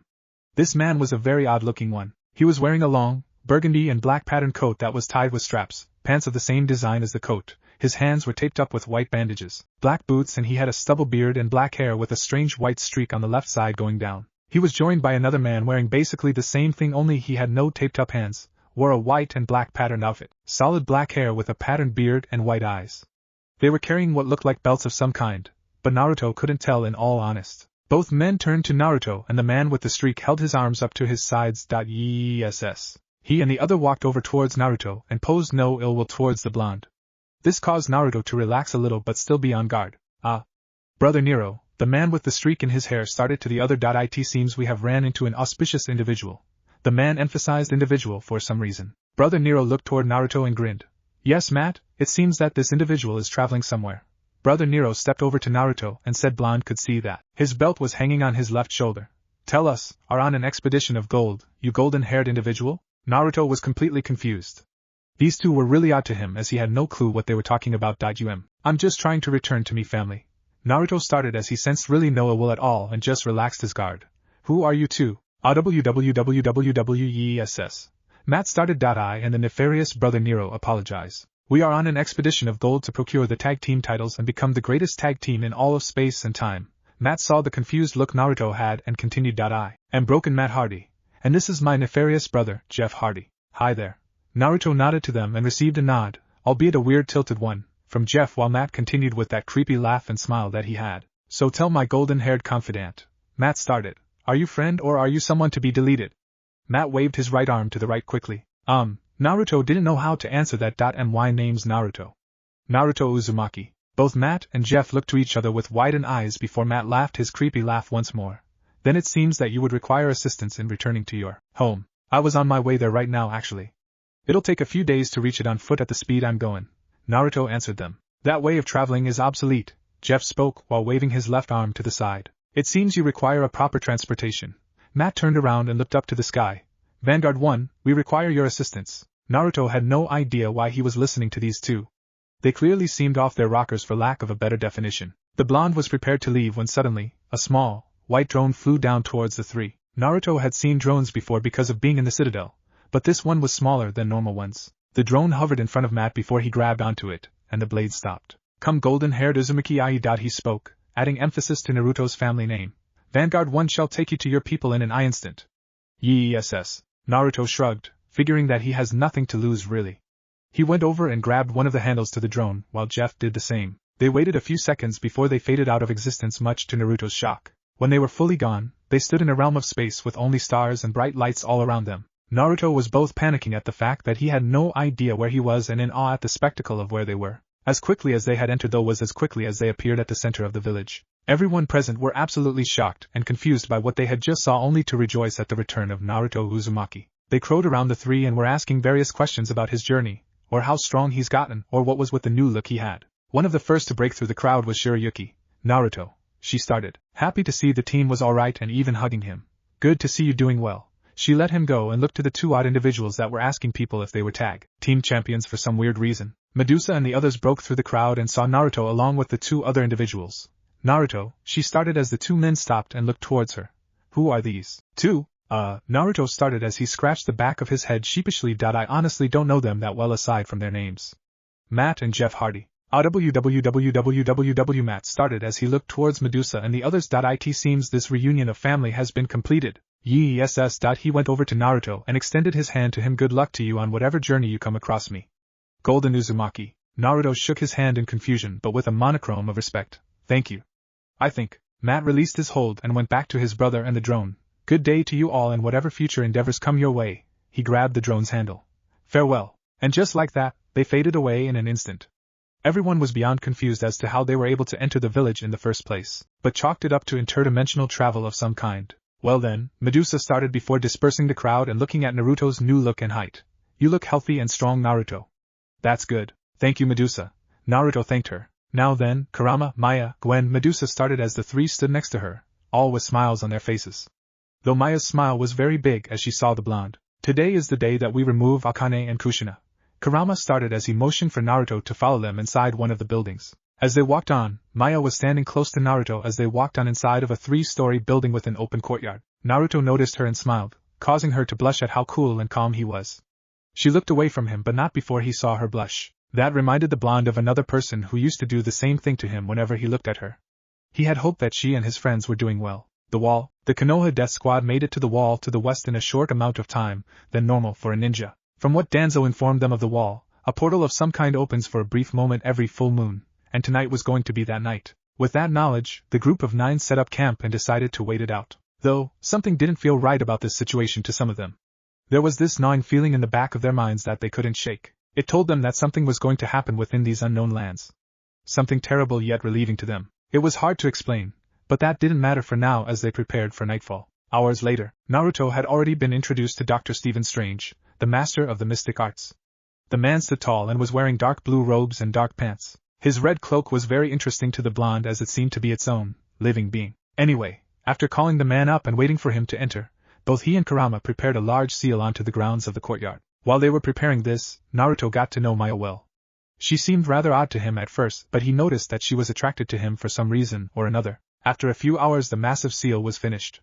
It was circular in the basic shapes, with hundreds of runes etched onto the outer side of it, while demonic symbols were among the inner circles. Naruto was told to remove his robes and lay down on his back in the center of said circle. Alright Naruto, Strange started as he floated over the blonde using his cloak. The process for removing a soul from someone's astral body is hard enough, but we're removing 2 souls and demons. Safe to say this will be a delicate and risky procedure that we haven't tested out properly, so just to warn you, you may be in the most intense amount of pain in your life. Naruto's face hadn't changed. Trust me, I've been through worse, Doc. Strange smirked as he was beginning to like this kid. Alright Naruto. Kurama started as Gwen stood back with Medusa, Maya, Flash who brought Kenshin, And Renji. I'll be the one to remove Akane out of your body using my own demonic energy while Dr. Strange focuses on the other two at the same time. Kurama took a deep breath and transformed into his Yoko Kurama form. Are you ready, Naruto? Because once we start there is no turning back? Naruto took a deep breath himself. You ready, Akane? The fox flexed itself as it knew what was going to happen to itself was going to be painful. Let's do this. See ya on the other side, Kit. Naruto looked to the demon and nodded. Yoko Kurama smirked as he knelt down among the outer circle and placed his hands down onto it.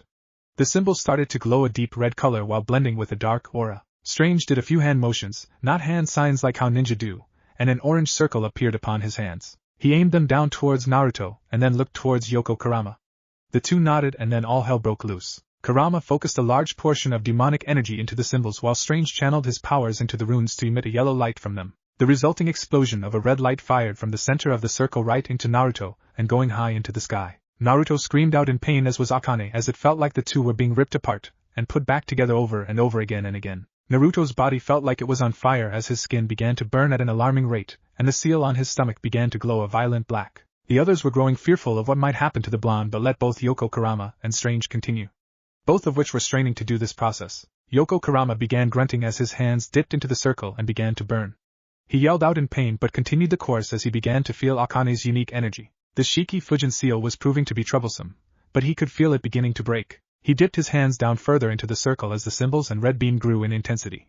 But he found who he was looking for. Dr. Strange was having a less painful time as he was searching within Naruto's astral body using the runes to focus on the Shiki Fujin seal. It was difficult at first, having to locate the two souls sealed within, but through some miracle of either divine intervention or straight-up luck, Strange found the souls he was looking for. With a mighty pull on the runes and symbols, the two managed to pull with all of their might as the seal on Naruto cracked. Naruto had stopped screaming as he went wide-eyed for that moment. The beam had changed from its red color to a golden beam of light that was blinding as the seal finally broke and disappeared completely. Yoko Kurama pulled with all his might and screamed as he felt arms grabbing onto his.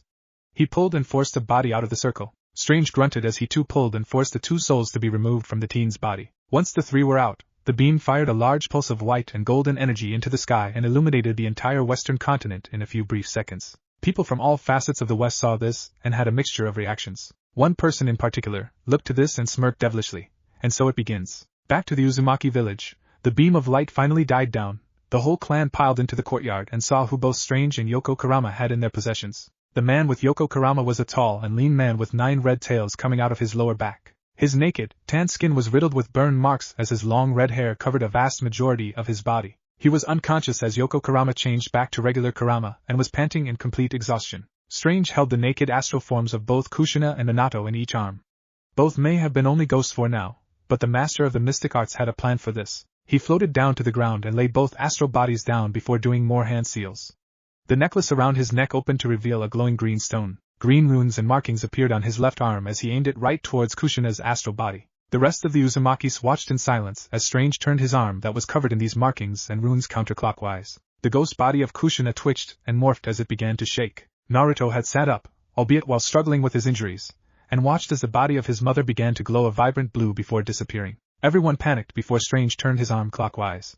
That was when the body began to reform and reshape itself, starting as a fetus and growing back into the woman known as Kushina Uzumaki. Once she was back in her original form before she died, Strange stopped what he was doing and lowered his arm. The stone stopped glowing. There, laying on the ground naked and breathing deeply as she slept, was the famous and to some infamous Kushina Uzumaki. Everyone was in awe at what they had just seen and were on the fast track to celebrating until Strange asked the all-important question.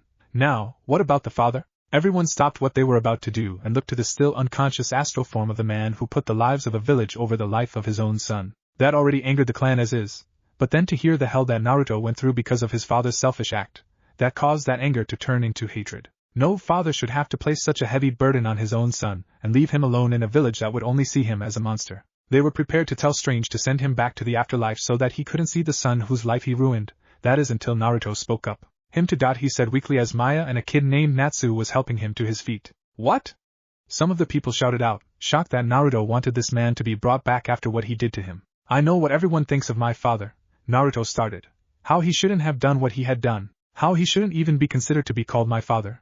But, he stood up straight and walked over towards the ghost body without any help. Much to everyone's surprise that I want to be able to look this man in the eyes and ask him why he did what he did to me to make my life the way it was. I know that is selfish, but so is sending him to the afterlife based on one thing that he has done without being able to see his family. Everyone all around the courtyard were stunned by Naruto's words.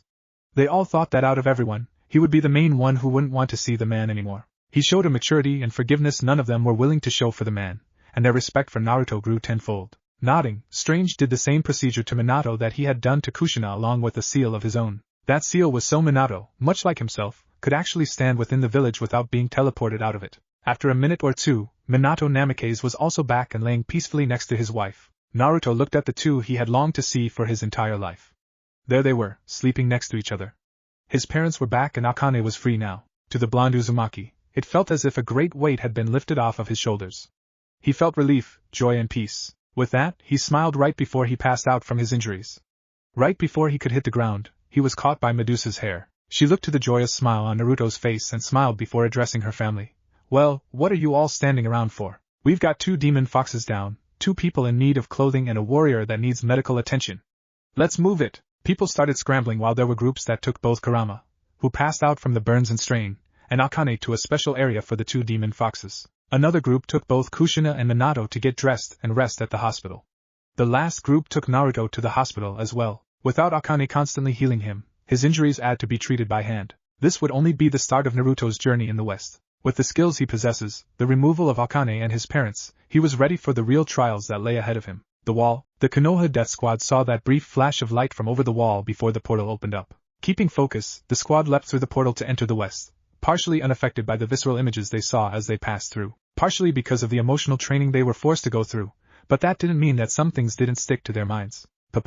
One of them, Tenten, turned to her right to see a woman speak those words and she froze for a moment. At that point in time, Tenten had felt fear for the first time in a long time as the freakishly tall woman simply stood there and stared at her, mouth contorted into a twisted smile. She didn't have enough time to react though as Niji had grabbed her by the collar and pulled her with him, and the rest. They reached the end of the tunnel and fell to the ground below altogether. Once they had done so, it was Shikamaru who broke the tension as he turned towards the group. Our orders are as followed. He looked to them as he removed his mask. We infiltrate villages within the West to find and capture potentials for Lord Danzo. The rest removed their masks as it was Ino who asked, where should we start first? Shino, send your bugs out to scout further ahead. Shikamaru ordered, receiving a nod from the team. Niji, Hinata, use your Byakugan to find a village. We will settle there for now and rest before searching the area. Understood? Understood. They all said in unison. A few hours later, they had located and journeyed to a village of about half the size of Konoha. Nothing was really important as they quickly disguised themselves in what would have been their normal clothes had it not been for the council and their parents. Shippuden outfits, minus the headbands, the 9 made their way over to a hotel for the night, actively avoiding any and all suspicion as they did so. What they didn't know was that once they entered the West, their presence was felt like a shock wave to certain individuals. This individual only said one thing as he recognized these particular chakra signatures just before he passed out again. AW crap. Uzumaki Village, a week later. It had taken an entire week, but Naruto was finally back on his feet by his own power. His chakra was nearly depleted because of the extraction of both Akane and his parents, but thanks to his chi and a bit of magic from Strange, he escaped the clutches of death. With his chakra now balanced with his chi and the power of the Iron Fist, Naruto could finally go to his parents' room to see them. After the extraction and subsequent rebirth of the two, it came as no surprise when Naruto was told by Medusa that they wouldn't wake for some time. Naruto wasn't upset or agitated by this news, he just nodded and accepted it calmly. When Naruto finally could, he stood from his bed on wobbly legs but still standing nonetheless. He took a few breaths and focused on his center before heading out of the room only to bump into Maya. Oh, hey Naruto. She started with a blush on her cheeks. Hey Maya. Naruto returned the gesture in kind as he scratched the back of his head sheepishly and chuckled a bit. How are you feeling? She asked him after a few seconds of silence. Fine, just wanting to see how my parents are. He answered her. Right. She repeated as she began to fidget for some time. They both were silent for a time before he broke the awkwardness. Well, it's nice seeing you. I'm going to see my parents now. I'll see you later, Maya. Yeah, she started as she watched him walk past her and wave. See you later. She watched him for a few more seconds before sighing to herself and leaning on the wall. How am I gonna fulfill my destiny? As she thought that through, she let out another sigh before heading out to do her own thing. Naruto made it to his parents' room a few minutes later and went inside.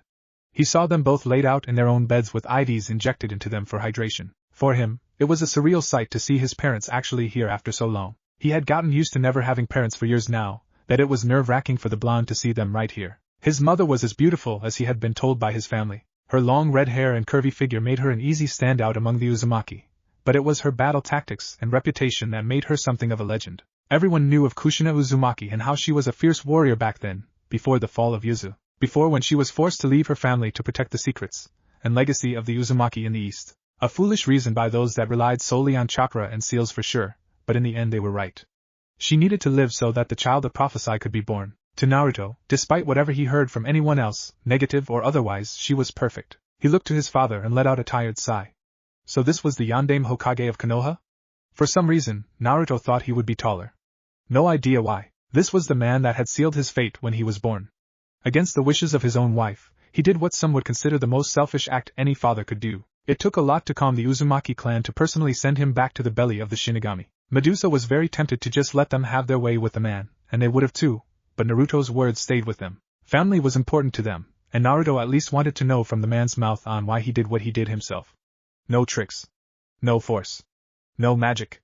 No torture. Just the cold, hard truth. Naruto sat down in the chair between them and let out a content sigh before sitting in the lotus position. He meditated as he gathered his chi, chakra, and the small amount of mana he possessed for conjuring weak spells. One of the things that Sensei Rand spoke of was Naruto being the only being so far in history to have both chakra, chi and mana no matter how small the amount, that with proper meditation and practice could he make something that no one would anticipate. He focused and gathered all three. His fists glowed with their respective chi, his body resonated with the blue chakra it had once again become accustomed to, and his hair pulsed a purple hue representing his mana. To anyone watching, it would look like Naruto was beginning to explode with energy. Before Naruto could really do anything though, the door opened rather quickly, breaking the blonde from his meditation. The energies left him and he saw Akane standing there in front of him. Akane? Naruto started, surprised to see his friend. I didn't think you'd be back so soon. He stood up and went to the man, happy to see him after his journey. Akane was taller than Naruto by a foot. He had red eyes, his long hair was tied up, and he wore a red battle kimono with an image of a mighty fox on the back. His tails were now hidden away along with the ears. He looked a little winded. Sorry for interrupting, Kit. He spoke in his usual voice, though his tone felt unsure. Like he didn't want to tell Naruto something. Naruto, easily picking up the distress in his former confidant's tone, immediately went into serious mode. What's wrong, Akane? Akane motioned for Naruto to follow and they both left the room. A week ago, after I was extracted from you, I felt the chakra signatures of a few individuals entering the west through the portal. I take it these people are ones we know? Naruto asked, wary of what Akane was about to tell him. Akane sighed as they reached the roof and looked off into the distance. The hospital may not have been large by some other standards, but it was the second tallest building in the village, allowing them to see over the barrier wall. Akane pointed off to the north where a village occupied by Kenshiro was.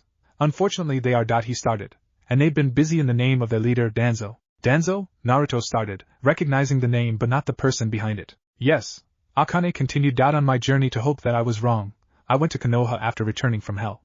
I found out that a lot has changed. Naruto turned to him and said one simple word that had an edge to it that even made the once feared Kyuubi no Kitsune shudder a bit. Talk. For one, Tsunade and Jiraiya are expecting a child later this year. That caught Naruto completely off guard as he remembered how lousy of a sensei the man was and that Tsunade would never stoop so low. Unfortunately, she is only with him because of his manipulations. What do you mean? Jiraiya manipulated her by saying that you were dead. She broke down emotionally from this most likely and confided into him. If my hunch is right, of course. Akane saw the angered look in Naruto's eyes. He knew Naruto looked up to her like a grandmother, so to hear how she was tricked into bed with the pervert made his blood boil. Akane continued. To make matters worse, she is no longer the Hokage as a result. And let me guess, this Danzo is the Hokage now? Naruto interrupted, still angered at the news. Yep. Akane answered as he continued, and unfortunately your friends have been placed into his root program. Hearing that about his friends calmed him down, but not in a good way. The root nin are basically a bunch of emotionless drones captured when they were children and forced to do anything Danzo wants them to do for the good of the village. I'm sorry, Kit, but your friends were forced into it because of the council. Naruto sighed in frustration. He knew the council hated him, but to do this to others is just cruel. Most likely this was because his friends still cared about him. In a sense, this was all his fault.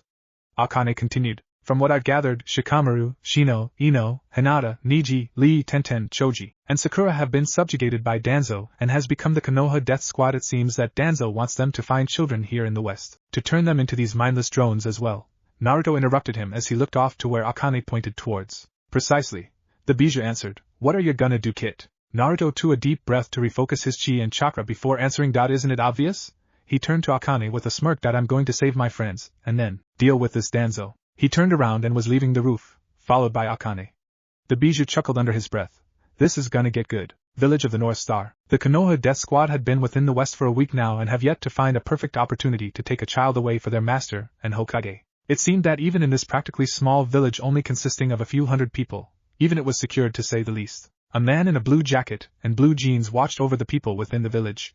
They couldn't really tell at first, but he seemed strong, very strong. In the end, they would have to either move to another village in order to fulfill their mission, or wait until nightfall. After a few nights when they got there, Shikamaru had used his shadow justice to track the guards and this Kenshiro person with their routes at night. They were very tight and spread out evenly to be able to see nearly every corner of the village, making infiltration next to impossible. At this point, the leader of group had decided that it was time to move on to a different region in the west, and start off from there. If Shino's bugs and the Hyuga's eyes were any indication, then a town was not that far away from this village. As dawn approached, the death squad was on their way out of the village as to avoid Kenshiro and make some headway to achieve their mission's objective. As they left the village, a sense of familiarity had swarmed their senses as they stopped and quickly got into battle formation. As they did, a figure approached them from the woods slowly at first. They readied themselves as the figure became a little clearer in their eyes, and once they were close to the group, the death squad went wide-eyed at who they saw. Standing in front of the group was none other than Naruto Uzumaki, the blonde they hadn't seen in years. At first, the group was startled, but then thanks to their programming and training,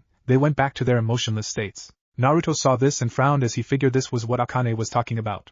Speaking of Akane, he was informing Medusa of what Naruto was doing and where he had headed to. Kenshin heard this and quickly rushed out with Maya and Wally to assist Naruto. Akane followed as well, since he had a pretty good idea what his former vessel was going to try and do. Naruto Uzumaki. Shikamaru started in a tone completely foreign to hear from the usually lazy team. It is surprising to find you out here in the west. It would seem our objective has changed now. Objective? Naruto spoke with a sharpness in his tone. You mean coming here to steal children so Danzo can turn them into mindless drones? It wasn't really a question per se, but more of an observation. They all tensed slightly as they wondered how Naruto knew of this, and how was he still alive to boot. The group didn't bother to ponder though, as they prepared for what they assumed would be an easy battle. If they could get the Kyuubi Jinchuriki back to their master, then he could turn Naruto into Konoha's weapon to make the village the strongest in the lands. Naruto got into stance as he calmed himself down. The adrenaline had calmed in his body, and his senses sharpened just like his various senseis had taught him. Naruto didn't bother to make the first move as Kiba rushed toward the still blonde with impressive speed. Shikamaru knelt down as he prepared his shadow possession to subdue Naruto while the others followed their roles. Shino and Ino stayed back to provide support. Lee along with Kiba, Choji, Sakura and both Hyugas rushed in to fight Naruto up close, and Tenten went up high to bombard Naruto with many weapons. Naruto stood unmoving as Kiba had rushed over at an impressive speed and launched his assault. Much like when they were genin in the Chunin exams, Kiba used his family taijutsu style but with more speed and precise strikes to each slash. Naruto dodged his onslaught as for him Kiba was actually slow as compared to someone like Wally or especially Sensei Rand. Kiba went for a slash with his right that would be an overhead. Naruto reacted quickly as he saw the other rush over towards him by getting into Kiba's guard and delivering a devastating palm strike to his chest. The attack sent Kiba back several meters as Lee and both Niji and Hinata jumped into the fray. Lee went for his usual attacks as he tried utilizing his speed like he always has. Niji and Hinata both had their Byakugans activated and joined Lee with their Juken strikes to end this quickly. Naruto dodged and parried each strike with minimal effort as the three simply didn't fight like the people in the west. They seemed to slow and stiff in their movements while the people within the west were fast and fluid. The difference for Naruto was like night and day in all honesty. Naruto didn't think about the differences for too long as he saw Shikamaru's shadow get to him. He jumped away from the three in the shadow only to dodge a ground-smashing strike from Sakura. Naruto went a little wide-eyed as he instantly recognized that strength from seeing Tsunade fight. He didn't think much of it as he blocked an expansion punch from Choji. With a grunt, he pushed the fist away just in time to avoid both kunai, shurikens, bugs and explosives all at the same time. Naruto landed on his feet was starting to feel tired. It was probably a bad idea to go after his friends when he just woke up not even an hour ago and was still in need of rest. Naruto had to go on the offensive or at least stall till help arrives. Taking a deep breath, he brought his right fist to his left palm and focused. Suddenly, his right glowed its orange color and Naruto got into a different stance the group had never seen before. Kiba and Lee decided to rush in from two different sides to throw Naruto off. Kiba approached from the right and Kiba the left, but it didn't go so well for the two as Naruto caught Lee's kick with his left hand while punching Kiba in his approaching fist.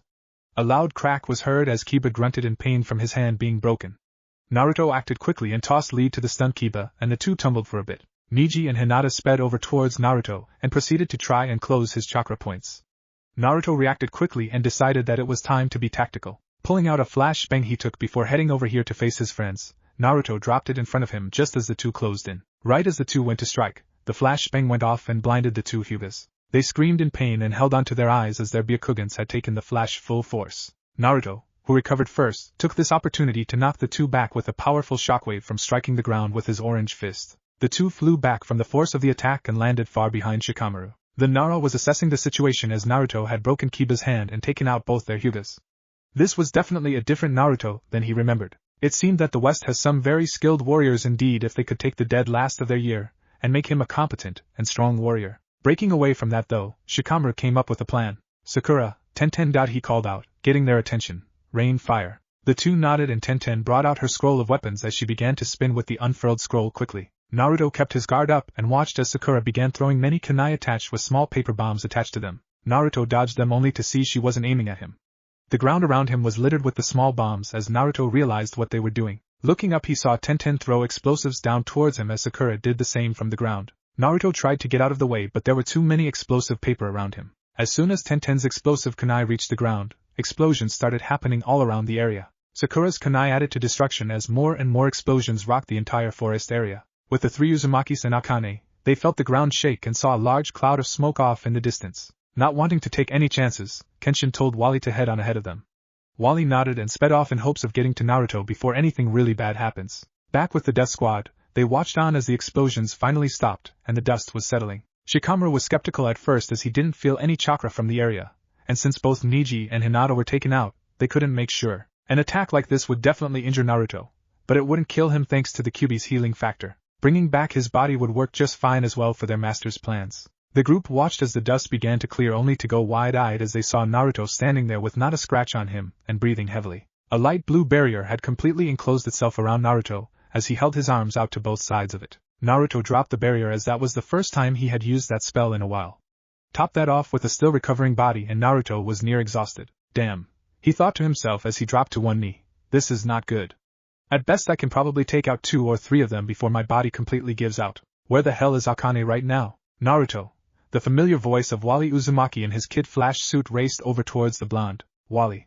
Naruto smirked as he knew that now he had a better chance than before. The Death Squad looked over and saw a yellow blur race over and stop right next to Naruto at speeds that would even make Lee envious if he still had his emotions. This newcomer knelt down to Naruto and checked up on him. You okay? He asked as he put a hand on Naruto's shoulder. Naruto continued to smirk at him. Not too bad for someone who just got out of the hospital, huh? Wally chuckled a bit and looked to the group in front of them. He noticed that they clearly were not from around here as the headbands showed. I'm assuming these are friends of yours? Yep. Naruto answered as he stayed in his position. They'd been subjugated to some form of mind control of sorts, and don't recognize what's going on. I need to break that indoctrination. They all have to free them and get my old friends back. Understood. Wally started as he stood up completely to look at the group in front of him.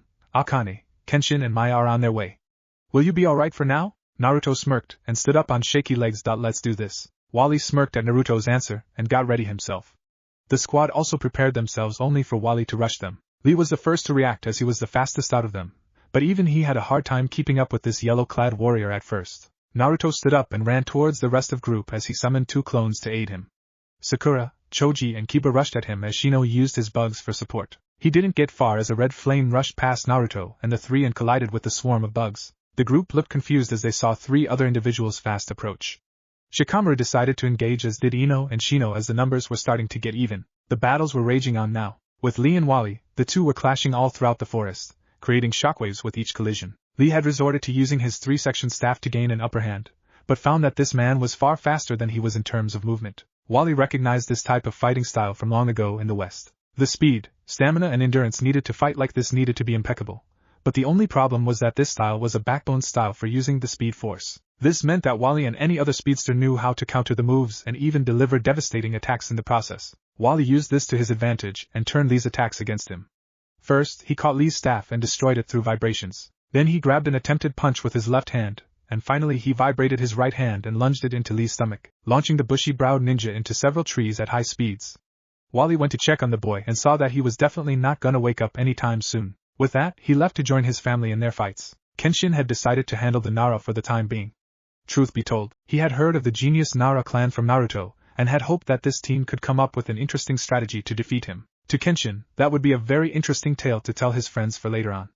That would have to wait as he saw Shikamaru fast approach him with a kunai in hand. Already Kenshin knew something was awry as a genius like this wouldn't rush in like that. Steeling himself, Kenshin noticed something when the team threw the kunai. The shadow from the kunai was attached to his own. Kenshin went wide-eyed and leapt away from the weapon only to see the shadow curve towards him, and the kunai do the same. Kenshin drew his reverse blade and deflected the ninja tool, only to see that Shikamaru threw more weapons towards him with the same effect as the first kunai. Kenshin gritted his teeth as he knew this would be a long battle indeed. With Maya, she was facing down both Ino and Tenten. Tenten was holding a katana and a kunai in her hands, ready for a battle while Ino had a single kunai. Maya drew her own sword and got into stance as she watched the two steadily. Naruto had mentioned to other of his friends from before, and that some were specialists in a certain style. Maya realized from what she saw from that scroll that Tenten was a weapon specialist. She held her sword close to her guard as she kept her focus on the rushing Tenten while making sure to keep an eye on Ino. Speaking of which, Ino was going through hand seals the very second that Tenten engaged Maya with her katana. Maya blocked her and began to parry most of her attacks. The girl quickly realized that this ninja wasn't as skilled as the swordsmen and women in her home, or even in other villages, as she saw how poor her power was to her strikes. Maya dodged a few slashes before leaping to the side just as she felt a presence fast approach her from behind. She looked to Ino and saw the girl's blue eyes had glazed over as she kept staring at Maya. The redhead knew something was up as she blocked Tenten's strikes and weapons yet again. She felt another disturbance approach her and leapt away before being infuriated from the tactic the two were using. Maya rushed towards Ino only to have to dodge a hail of weapons from Tenten. Maya gritted her teeth in annoyance, as she could tell this fight would be utterly annoying. Akane was facing down the Aburame. Shino kept his distance as he knew this person was the cause for the fire earlier, but the odd thing about that was that the fire didn't have any chakra to it. After years of training under his master Danzo, Shino had been able to make his bugs absorb the chakra in any ninjutsu thrown at him, effectively making any move a ninja throws at him obsolete. This man didn't use chakra though, and his bugs paid the price for it. Shino narrowed his covered eyes as he launched more bugs towards the man. Akane grinned as he reared his right fist back. Once the bugs were close enough, he launched his fist towards them, fire flying from his knuckles as a result. The bugs were incinerated as the red flames rushed towards the stunned Shino. He quickly regained his bearings and leapt away just as the fire reached his position. He didn't get enough time to really assess the situation he was in as Akane wanted to end this fast. Rushing over towards the still unaware Aburame, Akane sent a kick to the teen's torso, sending him high into the air. The one thing about Aburames that made them interesting opponents to Akane was that they excelled in long to mid-range fights, but they were utterly terrible up close and personal. Akane leapt into the air and delivered a devastating axe kick to Shino's head, sending him down to the ground at great speeds. He crashed down as a dust cloud formed and eventually parted to show an unconscious Shino laying there in the Yamcha pose. Akane couldn't help but bust out in a fit of laughter at the irony. Naruto and his clones were dealing with the last three of the group. In all honesty, Naruto was getting tired but was enjoying the battle nonetheless. Despite the fact that his friends were essentially mind-controlled and fighting in a more advanced way than before, Naruto found this to be an enjoyable fight nonetheless. As one of his clones was dodging strikes from Kiba and the other was blocking and parrying Choji, the real Naruto was dealing with Sakura. Her new strength was definitely good, but it just didn't compare to the force of being hit by a dragon. Naruto managed to block and dodge Sakura's strikes as he readied his chi into his left fist this time. Sakura went for a haymaker with her right fist. Naruto got his blue fist ready and struck her at the same time. The collision sent a powerful shockwave that left a crater on the ground they were standing on, while the force of it all launched Sakura back a considerable distance. Choji and Kiba were distracted from what they felt and were left wide open for the two clones to launch their own attacks towards them. The clone fighting Kiba launched a can of tear gas towards the Inuzuka, inflaming the teen's keen senses. Kiba gasped in pain as his sense of smell and sight were on fire from the gas. He managed to move out of the gas just in time for the clone to choke him out from behind. Kiba went limp after only a few seconds and the clone dropped him before dispersing itself. The clone handling Choji rushed in to deal a fatal blow to knock the Akamichi out, but Choji reacted quickly by going into a full body expansion that was dense. His large body rolled towards the clone just as it prepared a Rasengan in hand. The real Naruto appeared next to his clone and got both fists ready for the first time in the heat of battle. When Choji came within range, the clone and Naruto launched their respective attacks, with Naruto using both fists to plant themselves into Choji's form. The Rasengan swirled violently in the clone's hand as it dug into Choji's dense form, while the iron fists left an imprint within the flesh. Choji flew back from the force and went back to his normal form as he crashed through several trees before stopping. The clone dispersed, and Naruto fell to his knees. His body had given out from straining himself so soon.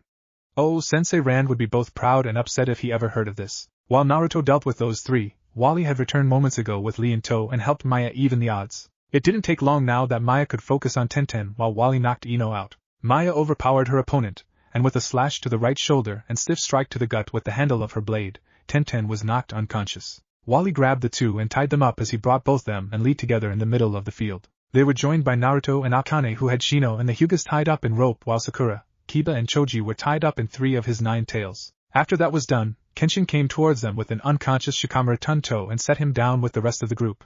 That was an interesting duel. Yes, it was. Kenshin spoke up as he smiled a bit. Naruto. Maya started as she went to a hunching Naruto and helped him stand up straight.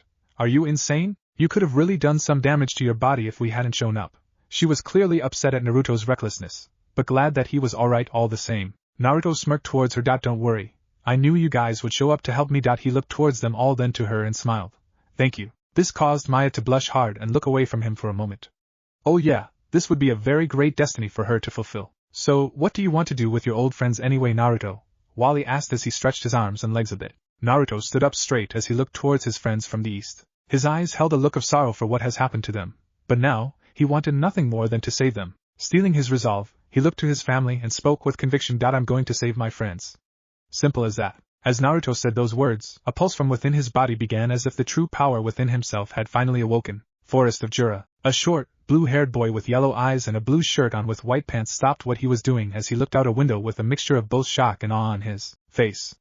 His followers were instantly at alarm as their leader stopped discussing the recent alliances they had and stood up. Lord Rimuru, a tall woman in a purple suit, light purple hair and a horn sticking out of her forehead, spoke up first in alarm. What's wrong? Everyone waited with bated breath as the now named Rimuru went over towards the window and looked off into the distance. The power he felt was definitely what he was told to wait for. With a smile and a bit of a chuckle that put everyone at ease a bit, Rimuru turned to his followers and said with a big smile on his face, "Looks like it's time I introduce myself to the prophesied child." With those words, everyone in the room went wide-eyed with surprise as it was drawing near the time of the great journey. And Isla, within another dimension only accessible in the west, a tall, muscular demon king was walking outside along his friend Emilia discussing how the North Island was when he suddenly stopped and felt a strong force. Emilia stopped in her tracks and turned to see the devil look out in the distance towards the west.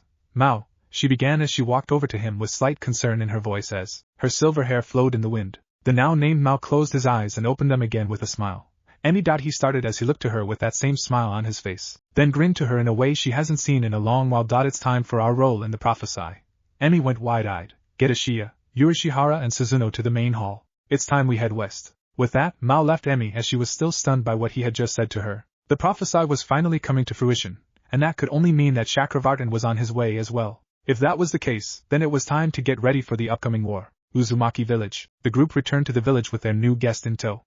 To no one's surprise, everyone was on edge at just what was going on right now. Medusa came over to the group along with Rinji and Shiryuki. Rinji took the ones from Naruto while Shiryuki brought him back to the hospital to rest. When wanting to protest, Medusa eased his mind by saying that his friends will be sedated and kept in a cell with chakra-consuming bars and walls to it. Naruto sighed and was led back to his room in the hospital. While this was going on, Kushina had finally awoken from her coma. At first, she was beyond groggy when she sat up. Her whole body felt numb and heavy with each subtle movement she did. Simple actions like turning her own head was a challenge, and it was only by a sheer miracle that she was able to sit up in her bed. Kushina was very stressed and panicked as she looked around the room she was in when her body could respond a little better. She turned and saw the still unconscious form of the love of her life just laying there. It was a surreal moment for her, as she tried to stand on her own 2 feet only to fall hard on the tiled floor. For a few seconds she tried to will her arms to work and lift her up to no avail before just laying there with a few tears in her eyes. Not from the fall or the fact that she couldn't get to Minato, but the idea that she didn't have her baby boy with her. The last thing she remembered before she lost consciousness was holding the crying form of her son in her arms. He looked so afraid at the time that the memory of it all brought more tears to her eyes. "Oh Naruto," she said to herself in a low tone. "I'm so sorry." Back with our blonde hero, Naruto was back in his room resting when he felt something inside of him stir for a moment. An instinct went off in his head and was telling him to check on his parents. Using the last of his strength, Naruto got out of bed and went out of the room. A few of the doctors saw him leave, were about to bring him back to his room only to be stopped when Naruto spoke of something being wrong with his parents. They went with him to the room and sure enough, they saw Kushina Uzumaki laid out on the floor. Thinking quickly, they rushed in and helped her back to her bed. By this point, Kushina was slipping in and out of consciousness while Naruto tried to use his remaining strength to help. After she was stabilized, she and Naruto both passed out. The doctors took Naruto back to his room while making sure Kushina was stabilized once more. After that had happened, Akane came into the room to check on his previous vessel and the man who sealed him within Naruto. The fox demon didn't know at first what he would feel the second he would see them. Would he feel anger? Rage? The need to kill the one who sealed him away into Naruto and made his youth a living hell? No. Actually, the great Kyuubi no Kitsune felt relief. Relief that the two are alive now, and relief that his kitten now has his parents at last. He watched over their sleeping forms with a grin as he knew that once all three were awake and able, they would probably need a powerful being such as himself to pry them off of each other. No matter, for the fox demon and most powerful of the 9 Biju, it would feel good to watch this small family reunite for the first time. Days later, clearing outside the village, Naruto had fully recovered from both the extraction and the strain from his fight with his friends and was now going through his chi exercises Sensei Ran taught him. It was calming to do so in a calming environment, while he and Dr. Strange were preparing to free his friends from whatever had happened to them. Top that form of stress with the fact neither of his parents had awoken yet, and Naruto really needed something to calm himself down. The Tai Chi that he learned helped with that, at least until he heard a loud explosion off in the distance back in the village. Fearing the worst, Naruto rushed at top speed as he wasn't that far from the gates. As he entered and went along the main road, he saw the sight of a bed from the hospital laid on the ground. Looking towards said hospital, he saw that there was a hole in one of the rooms and knew immediately which room it was. Using Shunshin, Naruto made it to the front door of his parents' room and heard a loud, feminine voice that made him stop for a moment. "Where is he?" The voice yelled out in an angered yet weakly toned out, "Where's my son? Where is he?" Naruto didn't hesitate as he opened the door and saw both his mother and father standing near the hole in the wall while looking around frantically at the doctors within the room.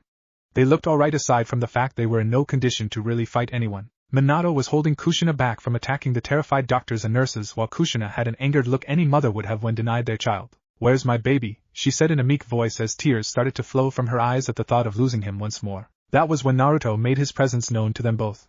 "Mom.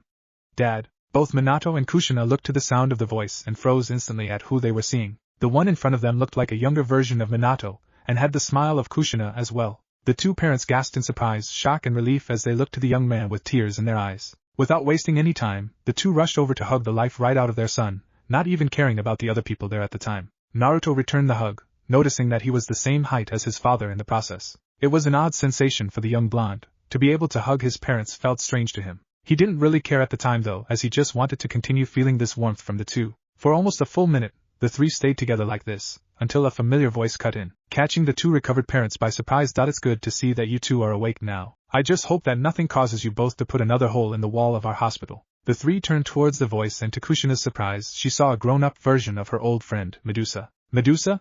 Kushina started as she went towards the woman and saw her smile towards her. "Is it really you?" Medusa continued to smile towards the recovered Uzumaki, and used her hair to give Kushina a sword. "I believe I need to return this to you, Kushina." The sword had a dark red hilt with black wrappings to it, and a crimson pommel.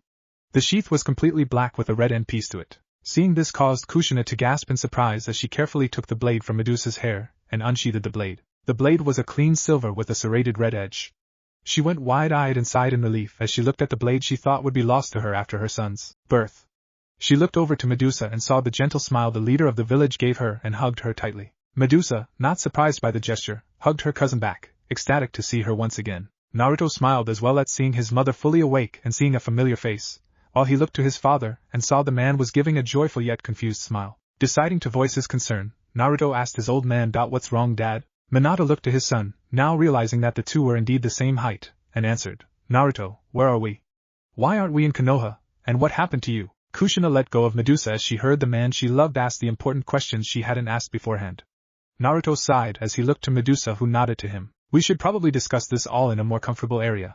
Medusa spoke up, getting nods from the others as well as the appearing Maya and Akane. They all agreed and left the destroyed room to discuss all that has happened to Naruto and the clan for almost 16 years. The gate. The gate was one of the many portals in the west leading to the dimensional world of End Isla. It was accessible from both ends but required special permission to enter from the west side. It was here that 5 individuals entered into the west, formed their own home, all in their human-like forms. The first being the Devil King Satan himself, Sadao Mao.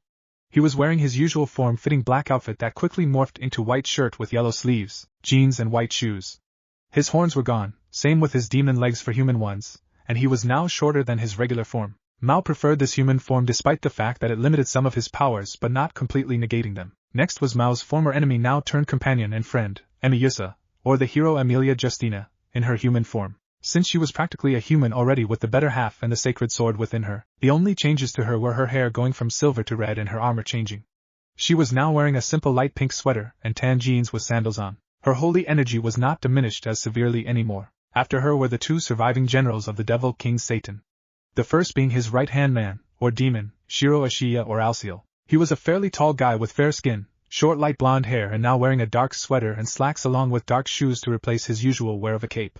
Next to Ashiya was the next demon general, Hanzo Urishihara or Lucifer. He yawned as his short stature, purple hair with most of it covering his right eye, and clothing consisting of a white shirt with purple sleeves, jeans that were rolled up to show his ankles, and high-top shoes stepped up next to Ashiya. The last person to step out of the gate was Suzuno Kamizuki or Crescia Bell, the head of the assassination division of the mainland in Isla. She was a short girl with Prussian blue hair with one end tied in a ponytail on her left side to fall down her shoulder, and wearing a midnight blue kimono as compared to her armor, and sandals with socks clearly visible to everyone. As the five stood there, Mao was the first to start talking. Alright everyone, we're heading to the Uzumaki village. Make sure to take these magic restores after 5 hours. Wouldn't want to look bad to anybody now, would we? He looked straight at Yurishihara when he was saying that, causing said person to sneer at him in embarrassment. Dude, that was one time. Just once. And yet it made us all look bad, everyone here, when you did collapse of exhaustion, young Hanzo. Suzuno spoke up as she antagonized Yurishihara in her stoic way. Shut up. No one asked you, he responded to her with an angered glare she ignored. I think that's enough for now. Emi spoke up as she pointed towards a certain direction. I don't think we're alone right now. She fired a small flame from her fingertip that incinerated a large bush to reveal who was standing there. To no one's surprise, especially Mao's, who smiled, there stood the leader of the Jura Tempest Federation and the ruler of the Eastern Empire's area, Rimuru Tempest in all his slime glory. The group of five relaxed at seeing their ally on the side of the gate, as Rimuru made his way over to them all. Well, is that any way to treat your friends, Emi?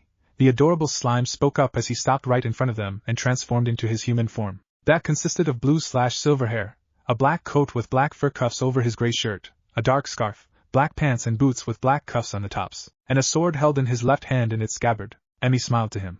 Well, if you weren't trying to hide for no reason, then I wouldn't have shot at you. This got a laugh from the leader of all monsters as he motioned for his people to come out of hiding. His group consisted of Benimaru, Cheyenne, Hakuru, Si, Shuna, Kurabi, Ranga, Rigger, Gabda, Malim, Salka, and unfortunately Gabaru and his gang of followers. The reason they were all here, well, it's mainly because they all volunteered, even though Rimuru only asked for a few to follow him to west to see the prophesied child. He guessed they all wanted to go and see what had their leader excited. Before any more could be said, both Mao and Rimuru felt a familiar energy descending down towards them from the north. They looked on, causing their companions to do the same, and to them at least, they were watching what looked like a meteor fast approaching. To the leaders of their respective groups, they simply smirked at who else was approaching them. As soon as the meteor reached them, it landed in front of Rimuru and Mao as a small crater was formed. There stood tall a man with spiky white hair, no shirt showing his muscular and tan skin as well as the various markings on his body, and a torn black Hakuma pants with a red flame pattern on them and a torn golden waist sash around his waist.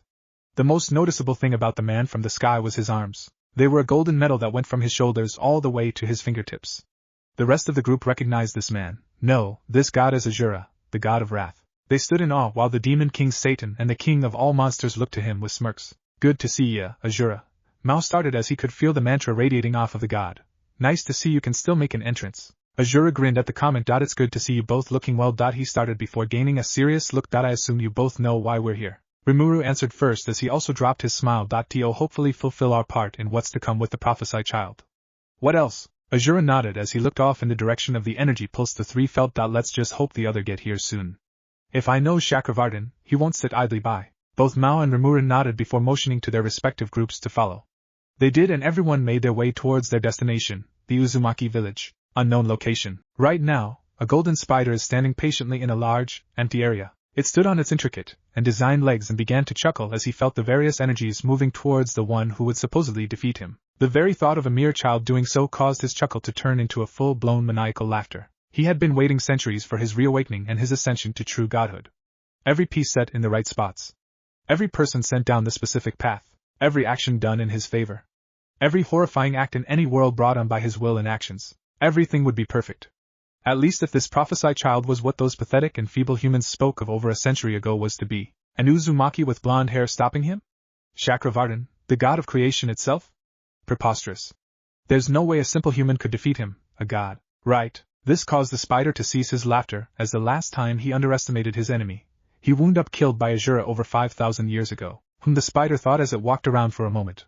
Maybe I shouldn't underestimate this boy. The spider walked on until he stopped, and a thought came across his mind. A thought that would take care of the child and ensure that the only ones he would have to worry about were the big six. And since 3 of them were already fast approaching the boy, now would be a terrible time to launch his plan. He would have to wait in the shadows a little longer as his puppets took care of certain things. If what he knows is true, which it is, then Madara will continue his conquest for power through the tailed beast. Those abominations and their crude depiction of mantra, the one true power in the world, sickened the spider to no end, but they were a necessary step in his plans in the long run. His patience would be strained though if Madara doesn't hurry up with gathering those vile creatures soon. Back with the human world, the Hand would be making their moves soon towards Kunlun. The Hand was always an odd faction towards the spider. They valued power and immortality, control by any means over anything else. They would make for a fine addition, as the chi they so desperately wished to attain for their goals was a simple thing for the god of creation. The perverted mantra known as chi also sickened the spider. A great war was on the horizon in Ant Isla. One that even the demon king himself would feel shaking the very foundation of the flimsy alliances he so desires. The very grounds he stands upon will be washed away in a sea of blood, and he will drown within it. Not even his so-called magic will save those around him. Despite what the king of the monsters believes, he and his peace are on borrowed time. That Kagarazaka boy will deal with that infernal slime once and for all in time. He will personally finish off that so-called king in time. The others will soon follow and be taken care of through other means soon enough. Once they are done with, the only one to stand in his way is the one who defeated him last time. When that time comes, Chakravartin will be the one standing tall over the mangled body of the so-called god of destruction, and will force him to watch as everything will become his beautiful canvas to paint what he sees fit upon. The spider began to laugh once more at the thought of all the pieces falling into place soon enough. Now, all I have to do is deal with the boy when the time is right. Where we left off, Uzumaki village. To say that Kushina and Minato were in shock was an understatement. They were furious and sad at the same time at hearing their son's entire life story. It came as a shock to them once they realized how much time has passed since their deaths. But it was even worse once they found out about what Konoha had done to him after a mission, a successful mission no less. It enraged the two as Minato was close to going back to Konoha and showing them all just what he did to IWA during the war. Kushina was also very close to leaving the room and marching all the way back to Konoha to level it to the ground. If it wasn't for Naruto calming them down, they would have. Minato gave a sigh as he had calmed down enough to look to his son. I'm so sorry, Naruto. He started in a somber tone, catching the teen's attention. If I had known what that cesspool of a village would have done to you, I would never have sealed the QB inside you. Naruto smirked as he had long since forgiven his father for what he had done all those years ago. There was no way he could have known what the people of his village would do to his son after everything was all said and done after Akane's attack. It's okay, Dad. Naruto spoke up as he continued to smile towards the man. That was when he felt the familiar presence of the doctor enter the village. As much as I would love to keep talking to you both, there's something I have to do first. What is it, Sochi? Kushina asked him as he stood up from his chair. I have to go save my friends. Naruto nodded to them and left the room, leaving both his parents to wonder how he was going to break Danzo's control over them all. Naruto walked along as he made his way out of the hospital, and was immediately met by Maya and Akane.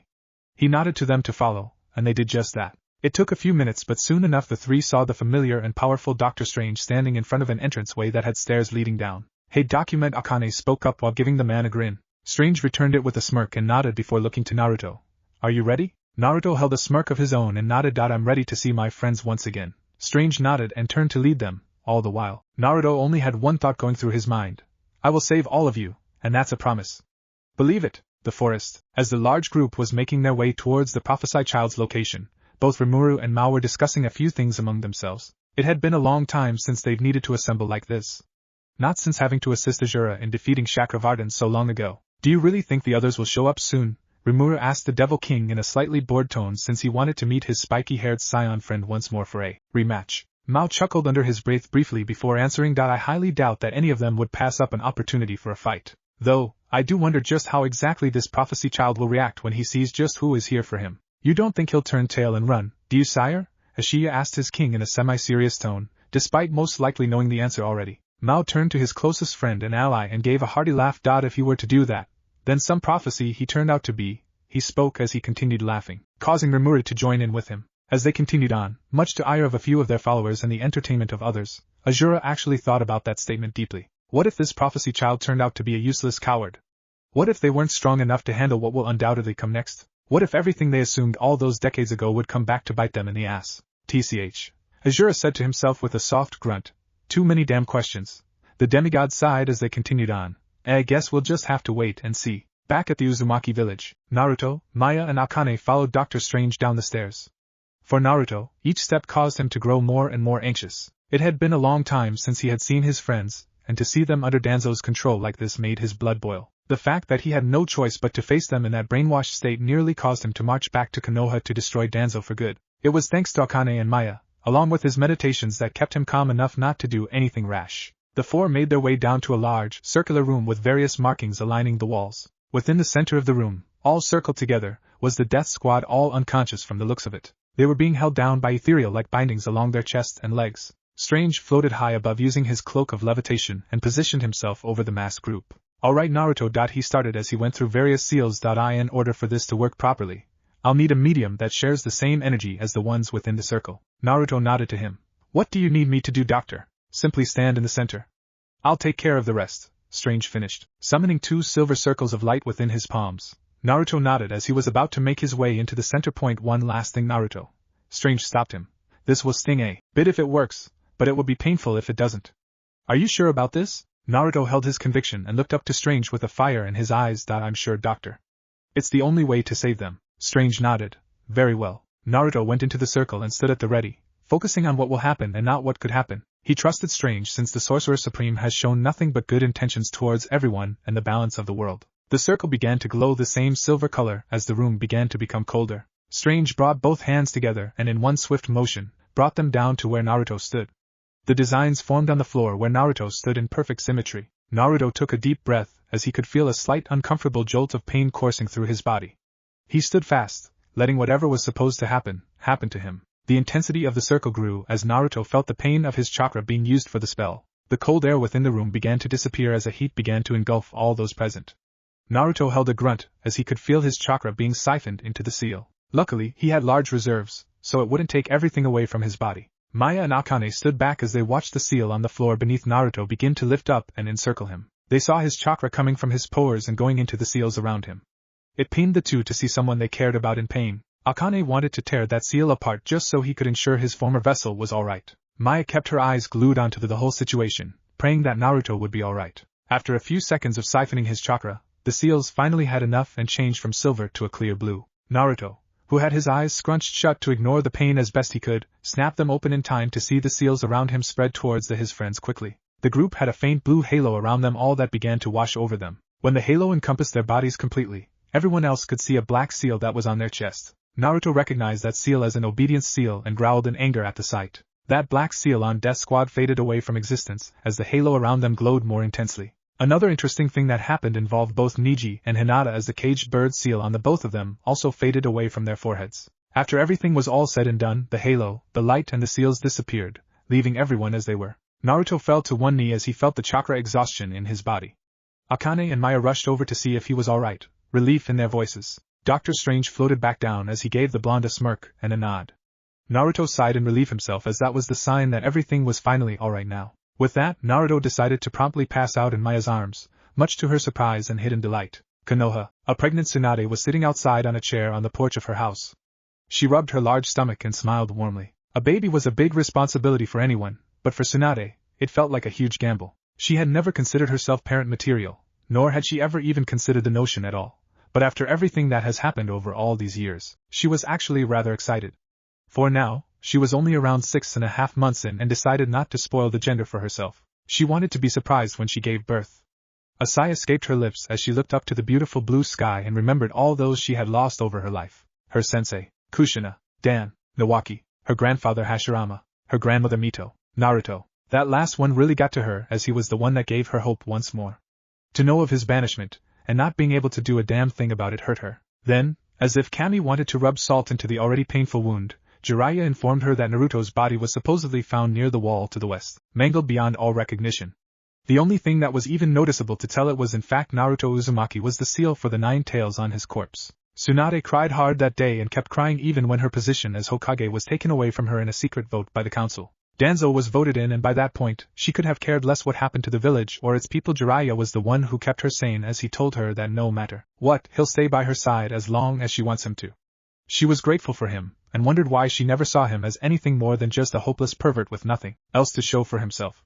She saw a different side to him as he held her close, not in a perverted way like how he usually would, but a gentle way that comforted her. After a few weeks, she wanted more than comfort, and threw herself to him just to feel something other pain for once in her life.